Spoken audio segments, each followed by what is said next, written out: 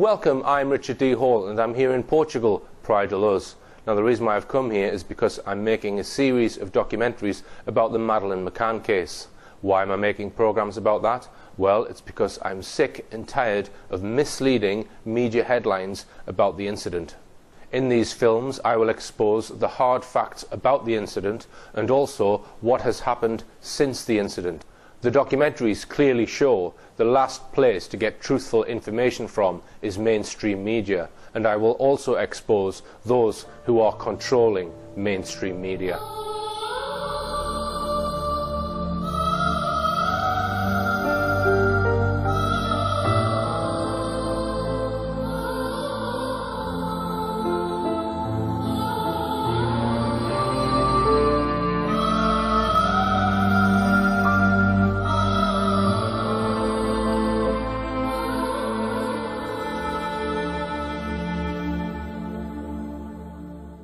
I want to start by pointing out the reason these films are being produced. It is not because I have any particular interest in personal tragedy type stories and all the emotions that go with them. It is because this case demonstrates how establishment organisations such as TV and media, including the BBC, the government, the Prime Minister, the Cabinet Office and government agencies, British intelligence and Scotland Yard are used nefariously for a range of purposes that most people are not aware of. It is the cancer within and the blatant corruption at play in these organisations that I am exposing in these films. It is my belief that these elements of the establishment are in criminal hands, and the sooner this is exposed to a wider audience, the better. In this film, I intend to put under the microscope one of the most important aspects of the Madeleine McCann case, and that is the question of what hard evidence there actually is of an abduction, or more particularly, what evidence we have that there was an abductor. There has been a bewildering variety of suspects, persons of interest, and people we want to eliminate from our inquiries paraded before us over the years by various police forces and the McCann's own private investigators. Here is a collection of just 14 of them, which the Daily Telegraph put together in 2009. In my previous documentaries, I have looked in some detail at the McCann's account of what they said they saw and did after discovering, they say, Madeleine's empty bed. I examined the contradictions, the changes of story and the physical evidence of what the police found, or didn't find, in the McCann's apartment. I quoted from the interim police report of Inspector Tavares de Almeida, which he signed off on the 10th of September 2007, just a day after the McCanns returned to England, having been made suspects in Madeleine's disappearance. Speaking of the McCann's apartment, the inspector wrote, for example, "There is strong evidence that the crime scene was altered and furniture was moved around. Those changes are indications that the abduction was a stage-managed hoax. As time went by, the abduction scenario was not confirmed. The abduction hypothesis did not stand up." His overall conclusions were devastating. Madeleine McCann died in apartment 5A at the Ocean Club Resort in Praia de Luz. A staged hoax of an abduction took place. The McCanns concocted the claim that the apartment was regularly checked while they slept. The McCanns concealed their daughter's corpse. From what has been established up to now, everything indicates that the McCanns, in self-defence, did not want to deliver up Madeleine's corpse. There is therefore a strong possibility that it was moved from the initial place where she died. We know from the Portuguese police reports, which were publicly disclosed on DVDs in July 2008, that there was no physical evidence of an abductor. No fingerprints, no DNA, nothing in the apartment that suggested an intruder. We saw in my previous film how the McCanns spoke to friends and family who then told the media that someone had jemmied open the shutters and broken them. This was then proven to be false within the first 24 hours. The McCanns later made the claim that the abductor, as he removed Madeleine from the apartment, may have opened the curtains, window and shutter as a red herring. In order to sustain a claim that Madeleine was abducted, evidence of an abductor is required. The McCanns got it from one of their close friends, who was on holiday with them, Jane Tanner. She said she had seen an abductor the evening Madeleine disappeared, at about 9:15 p.m. And 5.5 months later, the McCann team produced this image of him. What I intend to show in my film is that this so-called abductor, said to have been seen by Jane, was most likely bogus, a phantom. I will also reveal startling evidence about how her description appears to have been originated by examining the claims of a German resident, Nuno Lourenço de Jesus, who was on holiday with his Portuguese mother in Sagres, about 15 miles from Praia de Luz, where the McCanns were on holiday. He claims that days before Madeleine was reported missing, he saw a man photographing children on Sagres beach, who later tried to kidnap his daughter.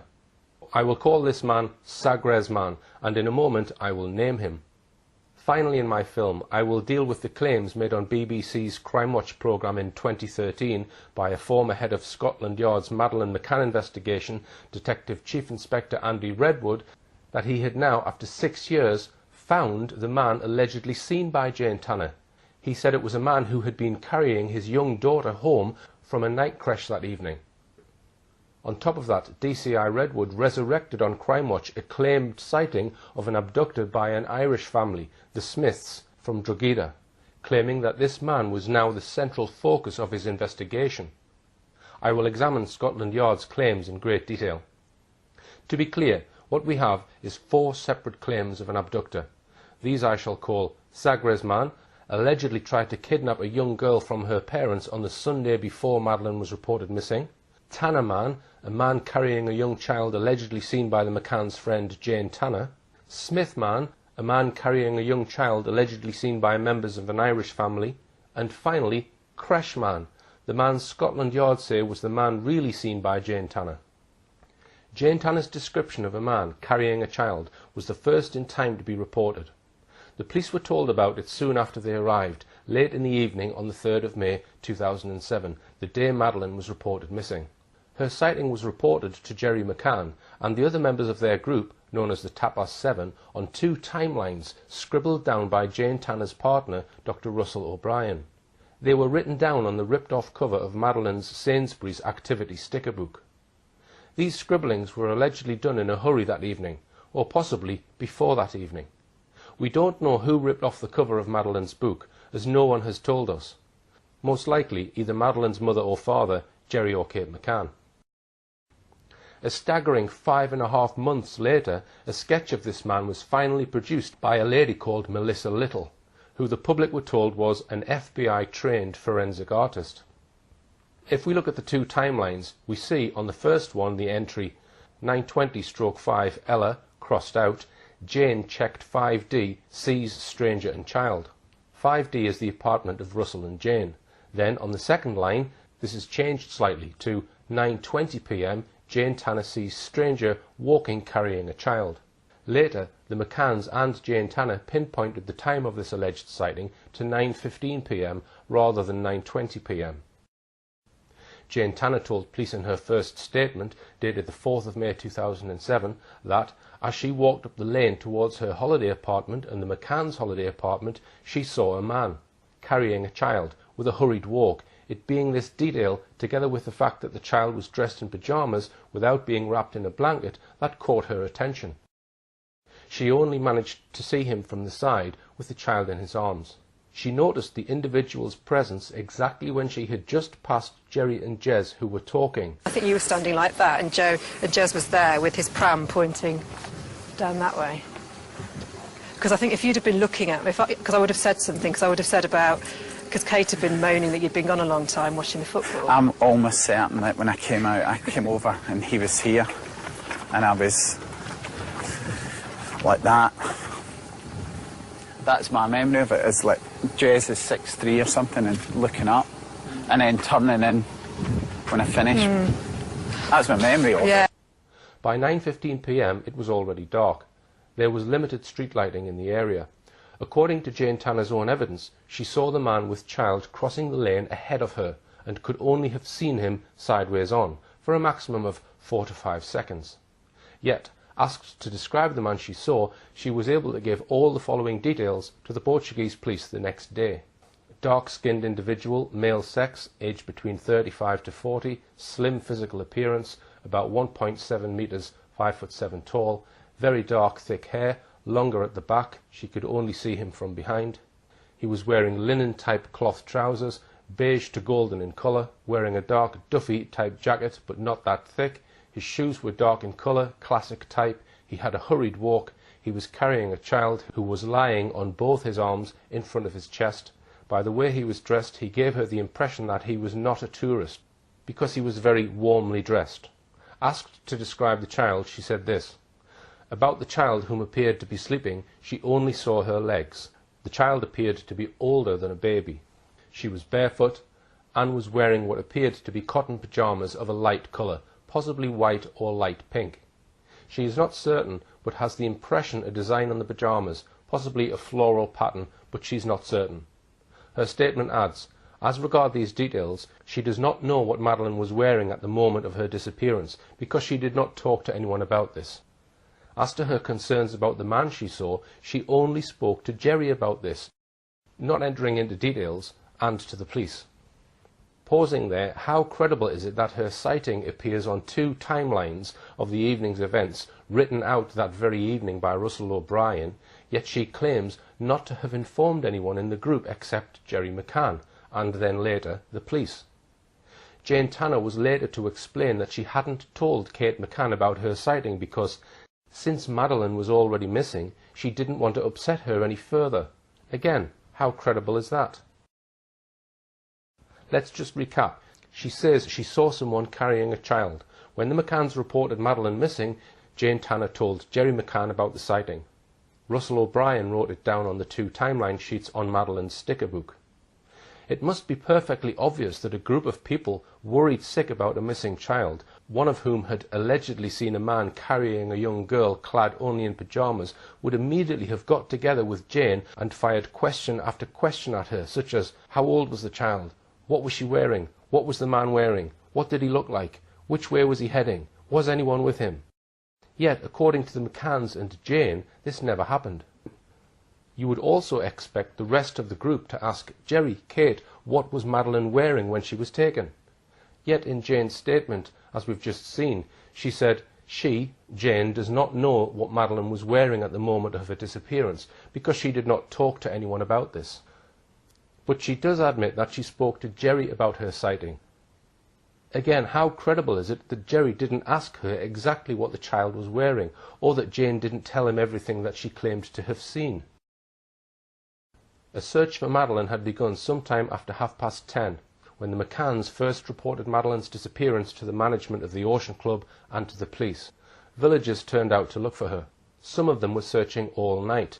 None of them seemed to have been aware that there had been a report by Jane of a man with a child walking away from near the McCann's apartment in a southeasterly direction, as she claimed. Had that information been given out, it might have helped the searchers to narrow the field of search. 6 days later, on the 10th of May, Jane Tanner made a further statement to the police. In part of her statement, she elaborated further on her claimed sighting as follows. She can only affirm that the man that she saw carrying the child was in her belief associated with the disappearance of Madeleine Beth McCann. Confronted with the information that the tracker dog teams had followed the scent trails, in which, purportedly, Madeleine Beth McCann had not passed the intersection where she indicated a man carried a child, she affirmed immediately that she was not lying, maintaining the honesty of her initial version. That indeed there had passed in front of her a man carrying in his arms a barefoot child. At the time she had not paid him much attention, because it is common at the Ocean Club for children to pass in the arms of their parents between the creche and their respective homes, when they have collected them from babysitting service. Only it was strange that the child had no cover blanket, and the way the man walked rapidly, and how he was dressed. The trousers were slightly wide, their entire length being straight. They, the trousers, were as to colour identical to courtesite, a type of floor covering, chino style. As for the coat, it was dark coloured, seeming to be the same material as the trousers, it being a type of anorak. As for the footwear, she relates that she cannot confirm with certainty, but they were shoes which enabled the man to be fleet-footed. Okay, so let's now look at how Jane Tanner has suddenly elaborated on her initial description of the man, adding all these extra details. The colour of his trousers was the same as courtesite. The style of his trousers was chino style. His coat was dark. His coat appeared to be of the same material as his trousers. The coat was a type of anorak. The shoes were of a type that enabled the man to be fleet-footed, whatever that means. How could she now remember these additional details? Could she really have deduced, only seeing the man for seconds, that his jacket or anorak was made out of the same material, that the trousers were chino style and the colour of quartzite? Remember, she only saw this man for 5 seconds at the most. And what is meant by shoes of a type that enabled the man to be fleet-footed? We now know that the Portuguese police were uncertain about Jane Tanner's evidence from day one, and that's why the public never knew about it for over 3 weeks. If we refer back for a moment to the extensive report of Inspector de Almeida, we can soon see why. Here are some extracts from his report. The child's parents immediately attributed her disappearance to the action of a third party, promoting the scenario that she had been abducted. The family publicised their claim that Madeleine had been abducted in a manner that had never been seen before. The very next day, British television stations led their broadcasts with the news of Madeleine's disappearance. The media presented the abduction as truth, although we were looking at other scenarios. As time went by, the abduction scenario was not confirmed. For instance, no ransom was ever demanded in exchange for information by the alleged kidnappers or for the child herself. Still, considering the evidence of Jane Tanner, we continued examining the possibility that Madeleine had been abducted. She said she saw someone crossing the street in front of her. This information occupied us for a long time. This may be an example of how information that is not correct may not only delay the investigation, but could even have led to losing the little girl. Jane Tanner insisted her account was true, but there was a discrepancy about the moment Jane Tanner allegedly saw an abductor between the statements of Dr. Gerald McCann and Jane Tanner. They claimed to have passed each other only feet away, yet failed to see each other. Even the exact location where they supposedly crossed each other's paths is not very well defined by either. Also, the precise moment when Jane Tanner chose to make her statement about what she had seen, and her explanation for choosing that moment, is unreal. It is not easy to accept that any witness from the group, on seeing someone with a child in their arms walking away from the McCann's apartment, didn't act and speak immediately. Then there is her description of the abductor being altered or perfected. These reasons mean there is little credibility in what she says. Furthermore, Jane Tanner says that when she saw the man with the child, another man, Jeremy Wilkins, was talking to Jerry, but Wilkins doesn't remember seeing her either. Moreover, Jane says that she was on one side of the street, but Jerry says they were on the other.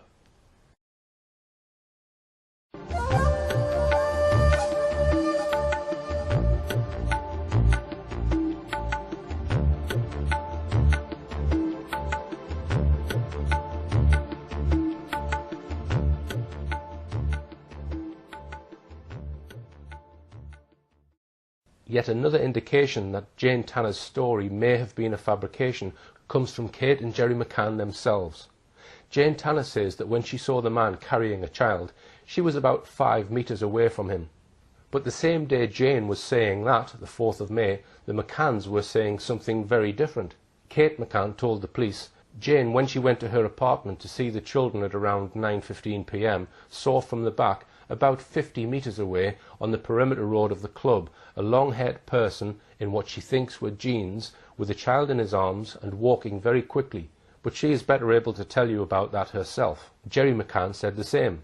One of our group, Jane, at about 9:10 to 9:15 p.m, when she was going to her apartment to check on her children, saw from the back, about 50 meters away, on the perimeter road bordering the club, an individual carrying a child wearing pyjamas. Jane will be able to clarify this situation. It looks as though someone had forgotten the script. Jane said 5 meters. The McCanns said 50. That's quite a difference. Also, if you look at the McCanns' 2 statements, notice the remarkable similarity in their wording. Jane went to her apartment, saw the man from the back, 50 meters, perimeter road, carrying a child, child wearing pyjamas. Jane can tell you more. So could this suggest people trying to remember a script? In October 2014, I managed to meet with a senior former member of the McCann's own UK-based Find Madeleine investigation team. Now, very recently, somebody called Brenda Leyland, who had allegedly been sending messages on the internet about her opinions of the McCanns, was doorstepped by a Sky journalist, and she then fled her home and then went to stay in a hotel, and she was found shortly after that dead. Now, I'm not sure what the cause of her death was. It said in the media that the death was not suspicious. How can it not be suspicious if she's fled her home under stress and then suddenly she's found dead the following day? Now, the person that mainstream media should have doorstepped, I have come to try and speak to today. That is somebody called, and I'm sitting outside the block of flats where he lives. Worked for the McCanns for 6 months, and in that 6 months he had an insight into the true investigation, quotes, investigation, into allegedly trying to find Madeleine. This man, who worked for the McCanns for 6 months, told me that he forensically examined all of Jane Tanner's statements, as we have just done, and he thought that none of what she said could have happened. The first the public knew anything about this sighting was on Saturday the 26th of May, over 3 weeks after Madeleine was reported missing, when Jerry McCann summoned the world's media to a press conference. I could not find a video clip of this announcement online anywhere, so I will quote it for you. Jerry McCann stated, "Good afternoon. We very much welcome the decision of the Portuguese authorities to release details of a man seen by a witness here in Praia da Luz on Thursday the 3rd of May, the night of Madeleine's disappearance. The release of this important information followed an earlier meeting that we had with senior Portuguese police officers, a meeting that Kate and I both found to be amicable and very constructive. We feel sure that this sighting of a man with what appeared to be a child in his arms is both significant and relevant to Madeleine's abduction, and we would appeal, once again, to anyone who may have seen him or anything else suspicious on or around the 3rd of May to come forward and tell the police.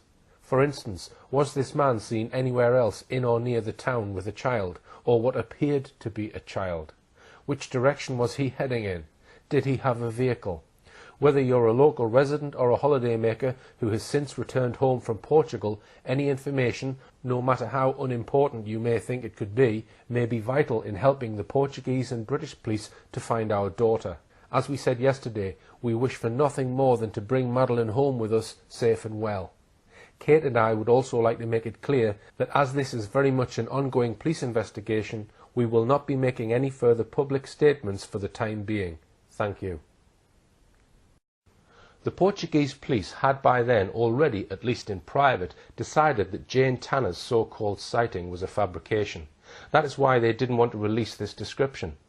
There were several things, however, that the wider public did not know about this announcement. Firstly, it may well have been given out as the result of intervention by the then Chancellor of the Exchequer, Gordon Brown. 3 days later, on the 29th of May, the Telegraph reported that the police only released details of a possible suspect sighting in the Madeleine McCann abduction inquiry after her parents talked to Gordon Brown, while the Times added this: a spokesman for the McCann family confirmed that Gordon Brown had telephoned the McCanns. Though the spokesman stated that the details of the conversation would remain private, he did confirm that during the conversations Mr. Brown offered both Jerry and Kate his full support in their efforts to find Madeleine. Second, the public had no idea that it was a close, long-term friend of the McCanns, one of the Tapper 7, who had come up with the description. Third, the public had no idea that Jane Tanner had already told Portuguese police after an informal identity parade on the 13th of May, 10 days after her alleged sighting, that she was sure that the person she claimed to have seen was in fact Robert Murat. Indeed, her positive identification of Murat triggered his being pulled in for questioning on the 15th of May and made a suspect. So the police already had a suspect based on Jane Tanner's story. Fourth, the public had no idea that every time Jane Tanner had been questioned by police, she added new details to her sighting, thus defying the well-known principle that memory fades with time. Jane Tanner's description of the man was released the same day by the Portuguese police. Notice that in Jerry's address to the world's media, he just refers to a man with what appeared to be a child in his arms, without referring to Tanner's evolving descriptions. Let's just look briefly now at the window of time given by the McCanns and their friends about when the abduction happened. Both Jerry McCann and Jane Tanner had been precise about their timings. Jerry said he left the apartment at 9:10. Jane says she saw him, Tannerman, at 9:15 p.m. This left a window of less than 5 minutes, during which the abductor would have had to accomplish the following: pick an opportunity to enter the apartment immediately after he had seen Jerry McCann leave the apartment at 9:10, walk through the open patio door without being seen, find Madeleine in the dark, pick her up without waking her or the twins, without leaving any forensic trace on the bed or anywhere else, open the window without leaving any fingerprints, open the shutters from the inside with nobody hearing him do so, and once again without leaving any fingerprints, leave the apartment without being seen by anyone, except allegedly for a few fleeting seconds by Jane Tanner at around 9:15 p.m. In addition to all this, the McCanns on many occasions raised the possibility that whilst he was in the children's bedroom, he also stopped to sedate all 3 children. It wasn't until the 25th of October 2007 that the McCann team got round to issuing a sketch of Jane Tanner's alleged abductor. That was a total of 25 weeks after Madeleine had been reported missing. It was of a faceless man seen from the side. And of course, this man has never been found. Unless, that is, you believe what DCI Andy Redwood of Scotland Yard told 6.7 million viewers on BBC Crime Watch on the 14th of October 2013. I will come to that very important subject later on. But for now, with that background about Jane Tanner's claimed sighting out of the way, I can now consider another claimed sighting that week, which was to assume major importance on the second day of the official police investigation. This was a sighting of a man I am calling Sagres Man. There is quite a bit about Sagres Man in Dr. Gonçalo Amaral's book, The Truth of the Lie. This sighting made a deep impression on him, as we'll see in a moment. Sagres, by the way, is a small coastal village about 15 miles west of Praia de Luz, where the McCanns were staying. It is on the extreme southwestern tip of Europe, exposed to strong winds much of the time. Its small beach would be very unlikely to have many holiday makers on it in April. So let's start with what Dr. Amaral says in his book about the Sagres incident. Information from Sagres tells us that an individual was caught in the act of taking photos of several children on the Moretta beach, and in particular of a little girl aged 4, blonde with blue eyes, who looks like Madeleine. It was the little girl's father who noticed him. This 40-year-old man wearing glasses tells the investigators that the photographer tried to kidnap his daughter in the afternoon on April the 26th in Sagres. He allegedly then fled in a hired car with a woman in the passenger seat. The stranger did not look like a tourist. Brown hair down to his collar, wearing cream-coloured trousers and jacket, and shoes of classic style. This report reminds us of the individual encountered by Jane Tanner in the streets of Villa de Luz on the evening of Madeleine's disappearance. We circulate a photo, which we obtained thanks to a surveillance camera in a Lisbon shopping mall amongst holidaymakers, clients and employees of Praia de Luz restaurants. Fruitlessly, nobody saw them. On the other hand, employees of the restaurant they usually went to in the Burgar Budens area remember them.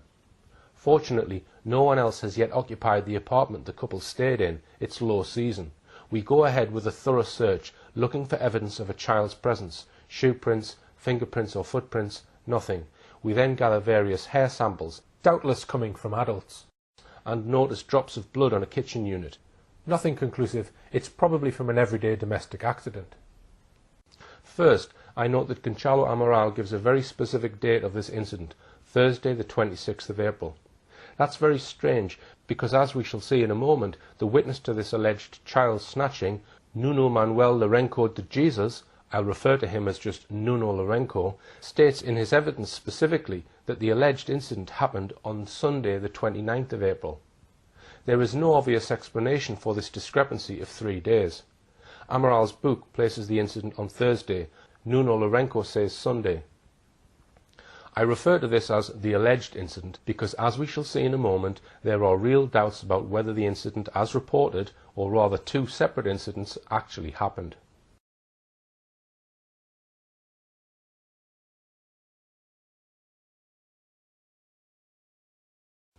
We'll see why this man is said to be a paedophile in a moment, but let's examine first how Amaral describes the alleged paedophile based on Nuno Lourenço's description. Didn't look like a tourist, long brown hair down to his collar, cream-coloured trousers and jacket, shoes of a classic style. And it is claimed that he fled in a hired car. Dr. Amaral, who first became aware of this claimed sighting on Saturday the 5th of May, 2 days after Madeleine's disappearance on the 3rd of May, immediately grasped the significance of this sighting, as perhaps was the intention all along. He wrote in his book, "This report reminds us of the individual encountered by Jane Tanner in the streets of Villa de Luz on the evening of Madeleine's disappearance." Let's now examine in depth the statement of Nuno Lourenço and tell his story about a man he suggested was a paedophile who allegedly was taking photographs of young children on a beach and later tried to kidnap his daughter. As we'll see in a moment, the man turned out to be a Polish man from Warsaw named Wojciech Krakowski, on a week's holiday in the area, either with his wife or a lady friend. There are a number of very curious features surrounding the story. Nuno Lourenço told his police interviewer, Inspector João Carlos, that he is a Portuguese citizen who emigrated to Germany 14 years previously in 1993. Lourenço says he is the father of a girl aged nearly 4 and a boy almost 3. He says he was on holiday with his wife and children from the 22nd of April to the 13th of May, staying with his mother in Sagres. He goes on to give these details. On Sunday the 29th of April 2007, he says he had just returned his rental car and walked to the nearby Marita Beach in Sagres, arriving there about 3 p.m. It is not clear why he handed in his rental car that day. According to his statement, by that day he had only been there a week and still had 2 weeks to go on his holiday. They, his wife and 2 children, all went to the play area, he says. He continues that between 4 p.m. and 5 p.m. he noticed a man holding a small silver-coloured camera who was sneakily taking pictures of children on the beach by covertly clicking a camera held near his waist. Lourenço even tells us that he was close enough to hear the clicking of his camera. The man then, says Lourenço, went on to take 3 or 4 pictures of Lourenço's children. Lourenço then saw him take pictures of 2 more boys, aged about 9 and 5, who were close by and playing with a ball, who were from another Sagres family he already knew. In the English translation of Nuno Lourenço's statement, it states that he had begun staring at this man with a camera indignantly and aggressively, but apparently did not actually confront him. Lourenço adds that before the man left the area, he sneakily took more pictures of all 4 children and of other children, this time with a camera held to his eye. Furthermore, says Lourenço, he also got on his knees in the sand to take additional photos. After this, says Nuno Lourenço, the man left and he did not see the individual and did not again think about the incident. Not only does he say that he did not think about it anymore, but there is no indication that it ever occurred to Lourenço at this point to contact the police. Lourenço then says that at around 6 to 6:30 p.m. the same day, it got a bit colder, so they left the beach and headed towards the promenade to buy sweets at a pastry shop called Marreiros, about a quarter of a mile from the beach in Sagres. He and his family sat down, and as he was drinking coffee, he spotted the same man passing the pastry shop and heading for the edge of the promenade. He then adds that the man entered the shop but left immediately and was constantly looking at children. Lourenço continues in the English translation of his statement. As the man left the pastry shop, his 3-year-old daughter began racing around the tables as they were ready to leave. Seeing this, the man began to walk rapidly towards Lourenço's daughter as the family were leaving the shop. By chance, his daughter stopped next to him as the man appeared to try to stop them from leaving. The man went into the pastry shop once again and left without buying anything. He then went to the back of a local kiosk. Lourenço then says that he has no doubt that the man intended to abduct his daughter. Therefore, he says, he got out his mobile phone and began taking various pictures of the man. He did so in front of the man so that he would clearly see that he was taking pictures of him. Then Lourenço explains to Inspector Carlos that the photo didn't come out on his mobile because he had his finger on the camera lens. Curiously, although he says he took pictures in the plural of this man, he only refers to a photo, singular, not coming out. Another point here, is it common for a mobile phone to fail because of a finger over its lens? Lourenço goes on to explain that the man had left the kiosk area. Lourenço followed him. He noticed that the man was now sitting behind the wheel of a newish grey Renault car. Lourenço, who must have taken a biro or pencil down to the beach with him, and some paper, now tells us that he noted the registration number on a piece of paper. A few minutes later, however, he tells us that he threw this piece of paper into a rubbish bin or flung it on the ground, he can't remember which, as he didn't think it would be of any further use. Here we have two more points of interest. Once again, despite what he says is this dramatic attempt to snatch his young daughter, he still doesn't even think of contacting the police, nor does he bother to keep the registration number of the car in which the man has driven off. These are more issues that increase one's doubts about the entire story. Then we are told this. Lourenco saw that there was a woman in the passenger seat. He managed to take a photo of the car, which his camera said was taken at 6:08 p.m. on Sunday the 29th of April. At least he didn't have his finger in front of the lens this time. And maybe that's because this time he claims that he was taking a photo on his camera, not on his mobile phone. Yet he told the police nothing in his statement about going to get his camera. Has he now got both a mobile phone and a camera? The car is then said to have driven off in the direction of Sagres Fortaleza. Here are the two photos said to have been taken by Lourenco that evening. It is not possible from this photograph to see if anyone was in the car, but that is Lourenco's story, i.e. that when he took this photograph, Wojciech Krakowski and his wife were both in the car, presumably about to drive off in haste. This would appear to be his only photograph of the entire incident. His daughter, he says, was nearly snatched by a paedophile brazenly taking pictures of young children on the beach. Yet, according to his account, for the next 5 days, he does nothing more about the incident. Then Lourenco tells the police about a further incident concerning this man, which he says happened on Friday the 4th of May, the day after Madeleine was reported missing. Reporting this incident to the police the following day, Inspector Carlos records that Lourenco told him as follows. Yesterday, 4th of May, Friday, he went to a rental car agency.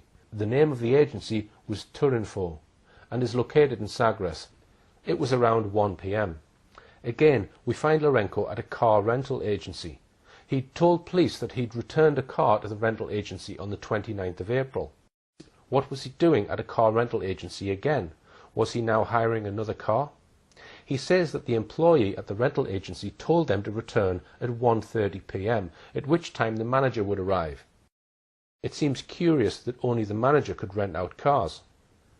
Lourenco says that he proceeded to a bar called Raza dos Ventos, where he ordered a coffee to pass the time. At a later point, looking out of the bar, he saw the same man, as on the previous Sunday, dressed in exactly the same fashion, he says, but without a hat. This man was alone and on foot and then left the area, and he didn't see him again, nor did he see his car.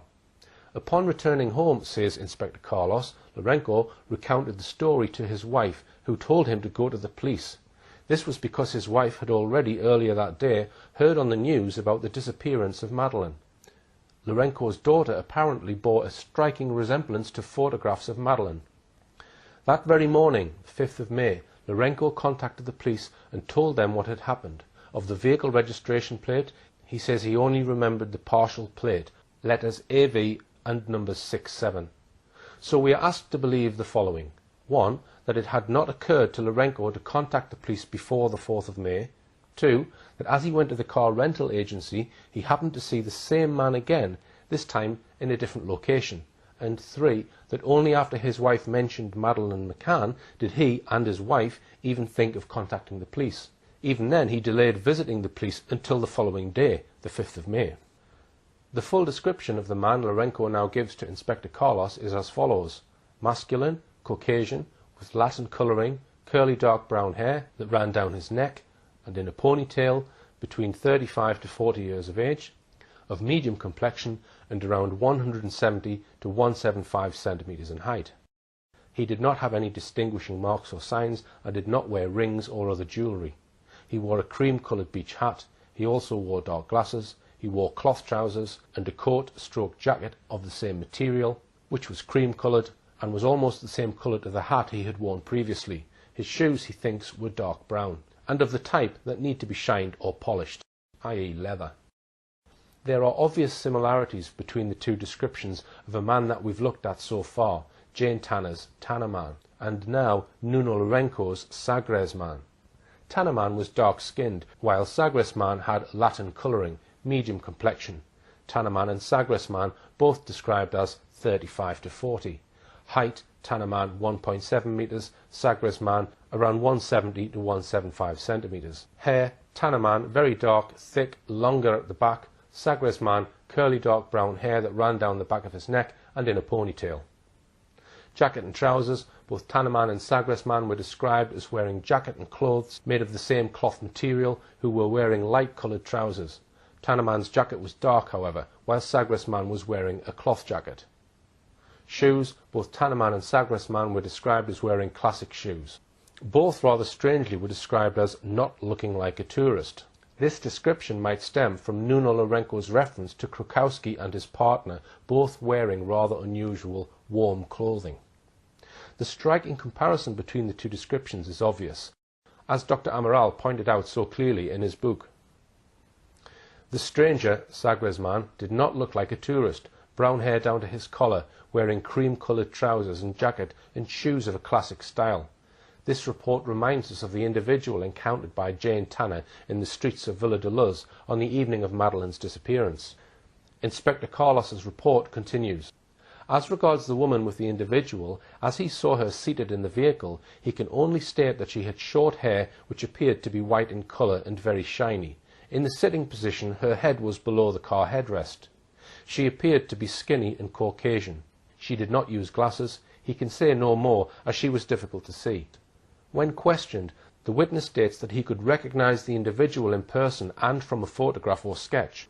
And indeed, Lourenco did eventually recognise Krukowski from a photograph shown to him by the police once they had traced him.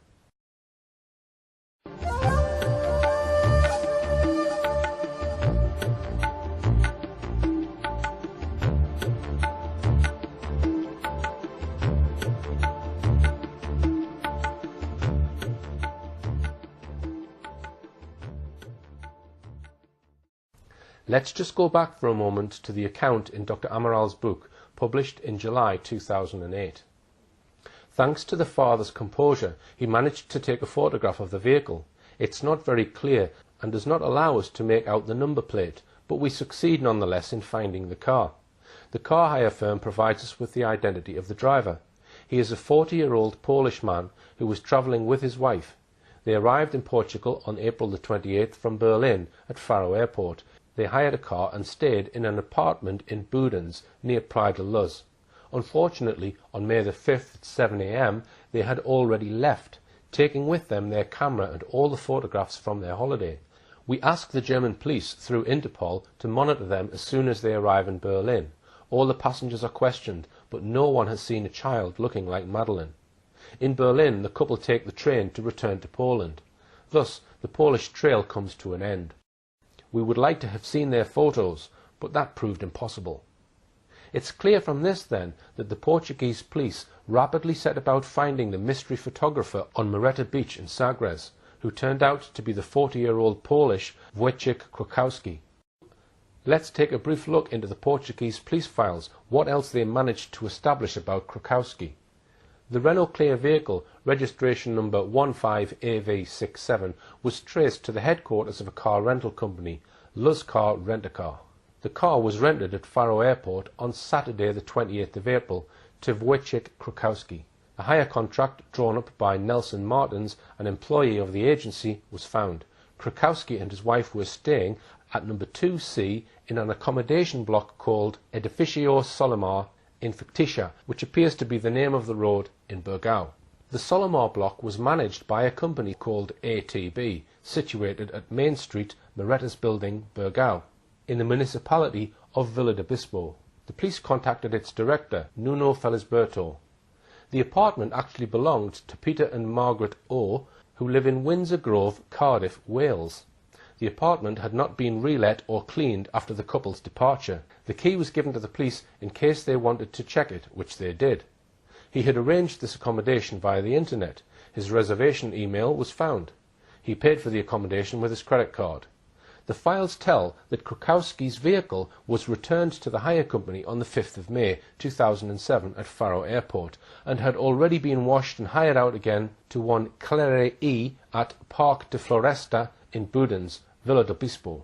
Further examination of the released Portuguese files show that they promptly and efficiently conducted their investigations, despite the constant smearing of them in British mainstream press, which claimed they were incompetent.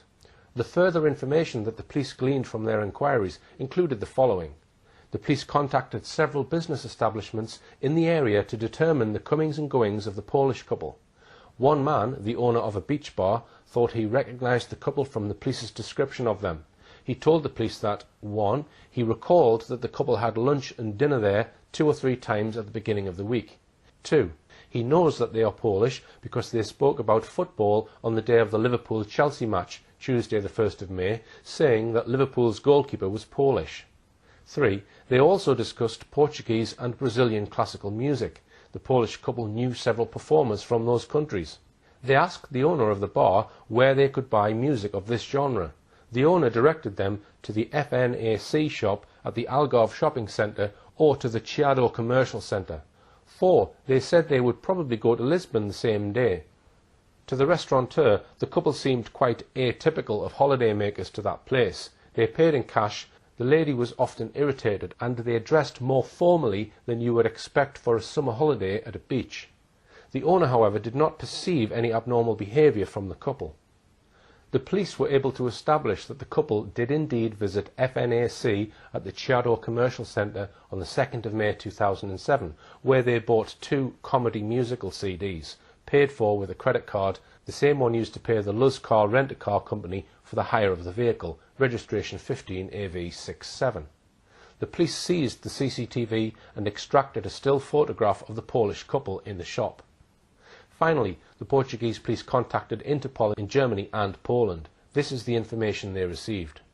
From Interpol Germany, information was sent to Warsaw for them to trace and interview the Polish couple. Air Berlin said that Poles used the connection route via Berlin because there were no direct flights to and from Portugal/Faro. There were no suspicious reservations pertaining to children. Passengers in seats around the Krakowskis were shown pictures of Madeleine. All said that the couple was not accompanied by any child.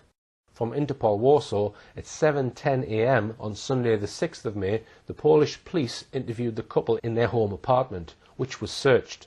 Madeleine was not found. They had left Berlin by train at 9:22 p.m. on the 5th of May and arrived back in their home at 6:45 a.m. It appears that the police did not check the couple's cameras.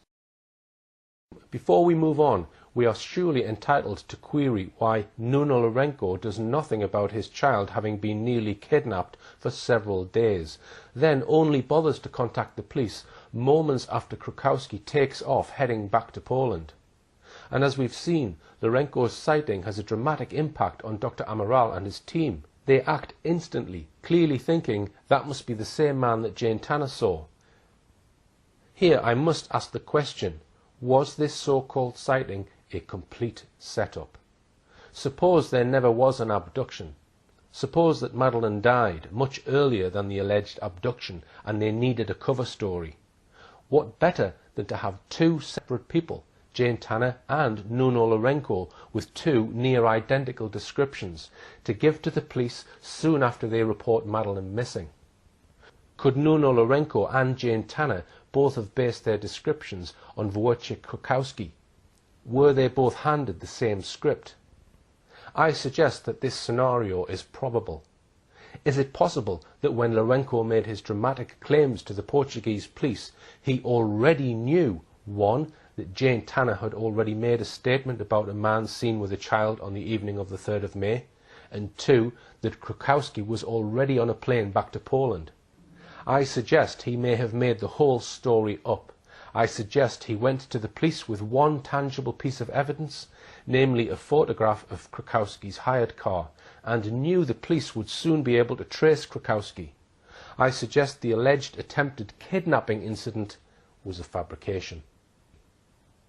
If so, could this fabrication have been instigated by those closer to the Madeleine incident? Was a story cunningly built with Krakowski as the perpetrator? If so, it succeeded. The Portuguese police were fooled. It seems crystal clear that Krakowski and his lady partner had nothing whatsoever to do with the reported disappearance of Madeleine McCann. By the time the Portuguese police had heard from Interpol, presumably sometime on Sunday the 6th of May, there was absolutely no evidence that the couple were in any way connected with Madeleine's disappearance. Yet within 5 days there was a spate of well-sourced stories in the British mainstream press claiming that Sagres man was the main suspect. How did this come about? Let's now examine some of these stories about Lourenco's claims. 2 stories, one in the Daily Mail, the second in the Daily Telegraph, appeared on the 11th and 12th of May 2007 respectively. The first was headed, "Did Madeleine's abductor target her after family's visit to remote village?" Here are some extracts from it. Madeleine McCann and her family visited the same remote village where a suspected paedophile was chased away for photographing young girls, it has emerged. It may have been the moment her abductor first laid eyes on the 3-year-old, who was snatched from her bed 3 days later. The McCann's day trip to pretty Sagres, 16 miles along the coast from Praia de Luz, coincided with reports of a balding man with a blonde woman taking sneaky pictures of youngsters. The sinister couple have become prime suspects in the hunt for missing Madeleine. A holidaymaker grew suspicious of them after the man began secretly snapping youngsters on the beach. When challenged, he fled in a car with the woman. Officers have now officially ended the ground search for missing Madeleine and are concentrating on evidence from witnesses. The McCanns are believed to have visited Sagres, which is on the country's southwest tip and effectively the Land's End of mainland Europe, on Monday, April the 30th. A shopkeeper in the town said she remembered them well. She said, "On the road into the town, Kate was holding Madeleine's hand. On the other side of the road was Jerry with a baby buggy. I remember thinking it odd to see him with a baby buggy because I thought the little girl was too old to need one." She said it was the same day as the stranger taking photographs, although other witnesses said that happened 2 days later. Either way, it seems possible that Madeleine's abductor was watching the beach at Sagres for some time. Holidaymaker Nuno Lourenco, who is from Sagres but now lives in Germany, was sitting at a cafe with his German wife and their 2 children when he noticed a man taking pictures of his 4-year-old blonde daughter and other children. He became so concerned at his behaviour that he took his own picture of the man, who was balding with long hair at the back, on his mobile phone. The picture is believed to have inspired Portuguese detectives to produce their infamous egg with hair photo fit of a suspect with a blank face and side-parted hair. It was also reported the police have identified 2 people caught on CCTV at a local petrol station as being a couple renting a holiday apartment in the chocolate box village of Burgau, 4 miles along the coast. A blonde woman with shoulder-length hair and a man with middle-parted hair, both about 40, ate breakfast on their terrace of the Solomar apartments, according to the Portuguese press. However, the apartment block in question was deserted and neighbours said they knew nothing about it. Let's pause there a moment and consider these elements of the story. The couple caught on CCTV at a local petrol station referred to in the article is, by the way, also Krakowski and is female. First, we note that this account differs from Dr. Gonçalo Amaral's account in his book. He writes that the photographer tried to kidnap his daughter. But in his first account of the alleged encounter in the Daily Mail of the 11th of May, we read of no such kidnap event. The report simply says that Lourenco noticed a man taking pictures of his 4-year-old blonde daughter and other children and became concerned at his behaviour. There's no mention of the claimed kidnap attempt outside the pastry shop. Amaral obviously had the advantage of seeing Lourenco's witness statement. Amaral clearly believed that Lourenco was a witness of truth. Second, we note how conveniently this story supports the early claims by the McCanns that their daughter was abducted, perhaps by a paedophile. This event, the McCanns' alleged visit to Sagres, which supposedly happened on the 30th of April, was described by the Daily Mail as possibly the moment her abductor first laid eyes on the 3-year-old who was snatched from her bed 3 days later. It was just so easy for the media and hence the public to make the connection. A man tries, so it is said, to snatch a 3-year-old blonde girl from the beach days before Madeleine is reported missing.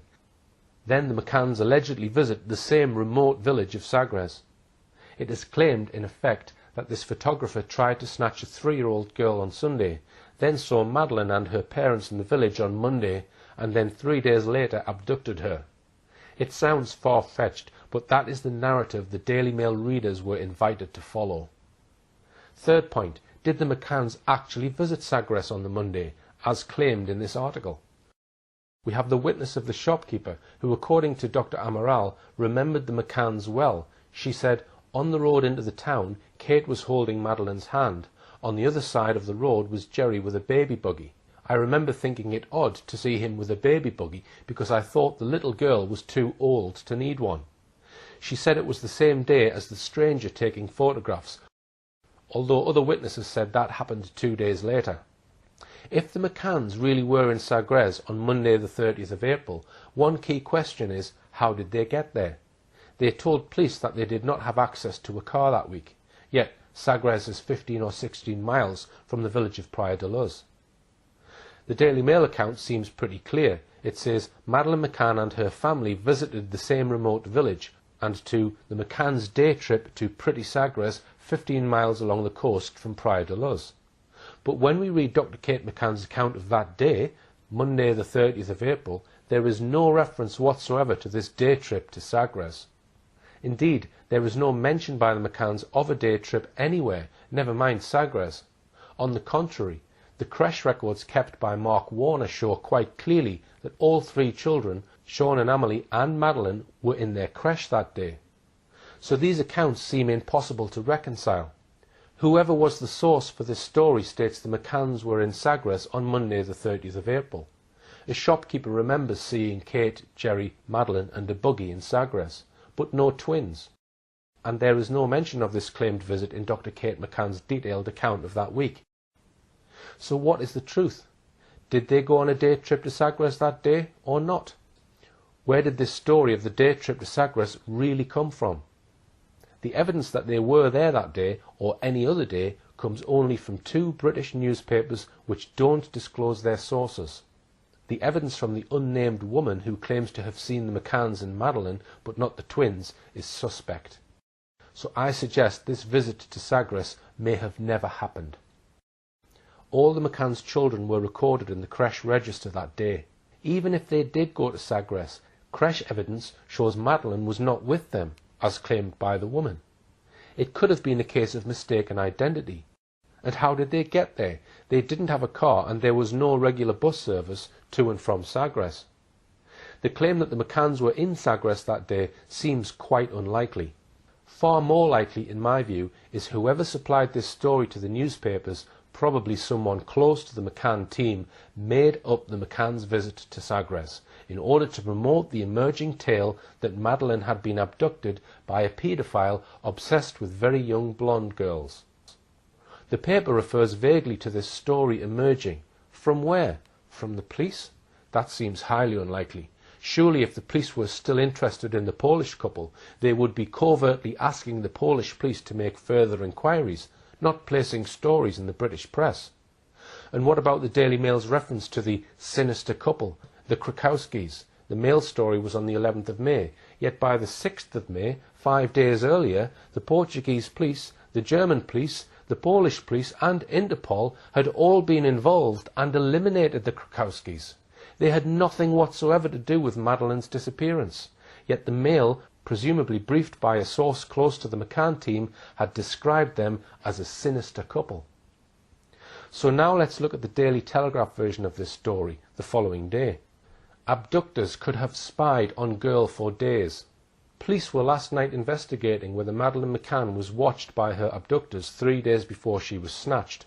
Detectives have discovered that the McCann family went to the town of Sagres on the southern tip of the Algarve on April the 30th. A witness has told police that on the same day he saw a suspicious man following families and photographing children, including his daughter, a blonde girl strikingly similar to Madeleine. A witness, Nuno Lourenço, said he saw a man following his family down the beach and taking discreet photographs. He said he challenged the man, who fled with a blonde woman in a Renault Clio. This story gives another twist. This time Lourenço, or the Telegraph, is suggesting that he and the McCanns were both in Sagres on Monday the 30th of April, whereas in his statement he says that he and his family were in Sagres the previous day, Sunday the 29th. Which is it? He is also quoted as saying that the man was following his family down the beach, taking discreet photographs, and is said to have challenged the man. In his statement, however, he doesn't say that he was followed down the beach, nor did he challenge the man while they were at the beach. He says he only did so at a shop 2 hours later. The Telegraph article also proclaimed detectives have discovered that the McCann family went to the town of Sagres. As we have just seen, that claim is suspect. It seems there was precious little truth in either of these articles. So let's now conclude our look at the alleged sighting of Sagres man by examining a few more aspects of the story. We'll go back to Dr. Amaral's account of Sagres man, that is, Wojciech Krukowski.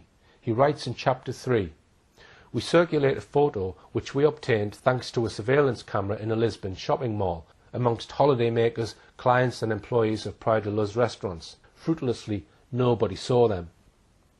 On the other hand, employees of the restaurant they usually went to in the Burgau Budens area remember them. The woman was usually in a bad mood, and both wore clothes totally inappropriate to the place and the time of year. The forensic police won't be able to investigate their hire vehicle, which we managed to locate, because it has already been rented out again. All that's left to us is to find the bin in which the cleaning team dumped the rubbish left in the vehicle. Analysis of the rubbish reveals nothing.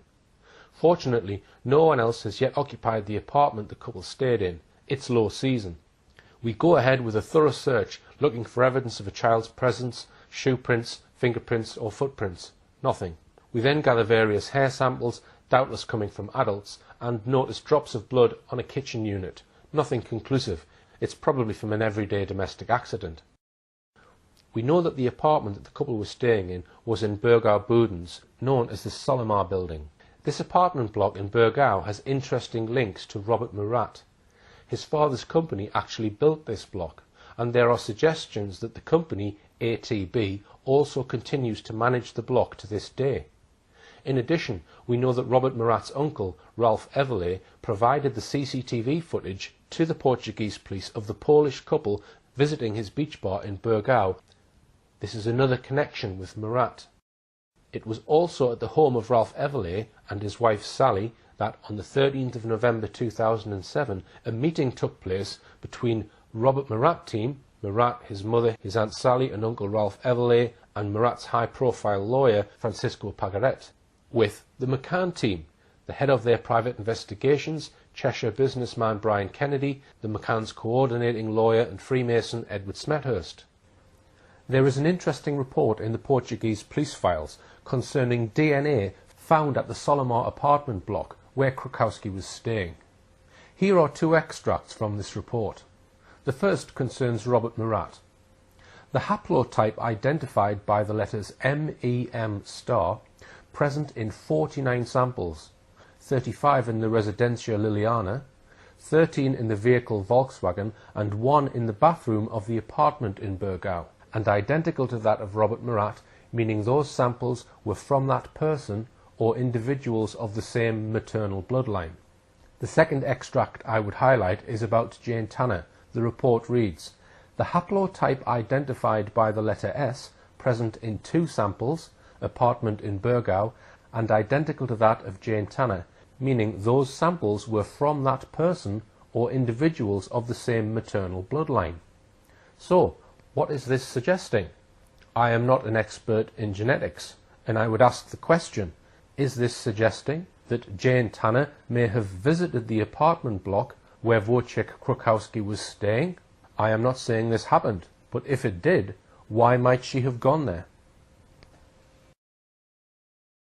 As we saw, the Portuguese police were first tipped off about the Polish couple on Saturday the 5th of May, but only after the Polish couple had already left Burgau for Poland. There is also a reference on the Lobster Crash record sheet that week for the daughter of tennis-playing Dr. Julian Totman for the 3rd of May, the same crash which Madeleine attended. He writes on the crash sheet, Burgau Walk. It is not clear what is meant by that. Burgau was certainly near enough for someone to walk there and back in a morning or afternoon. Also of interest is that when Jerry McCann returned to Praia de Luz from his trip to Washington, he immediately drove to Vila do Bispo. Vila do Bispo is a small town about 14 miles west of Lagos and the centre of the municipality, which includes towns such as Sagres, Budens, Burgau and Moretta Beach. The whole story of Sagres man seems could be interconnected in a mysterious way with Robert Murat, his aunt and uncle, the Everleys, and the villages of Burgau and Sagres. So how do Burgau and Sagres fit into the story of that fateful week's events? Is it possible, for example, that this Polish couple were connected to Robert Murat's then girlfriend, now wife, Michaela Walczuk, who was also of Polish origin? I'll finish my look at Sagres man with a summary of the series of major questions about Sagres man. Let's briefly list them. On what date did Luna Marenko see Wojciech Krakowski? Did the McCanns visit Sagres as claimed? How credible is the claim that Krakowski tried to snatch Larenko's daughter away from him outside the pastry shop?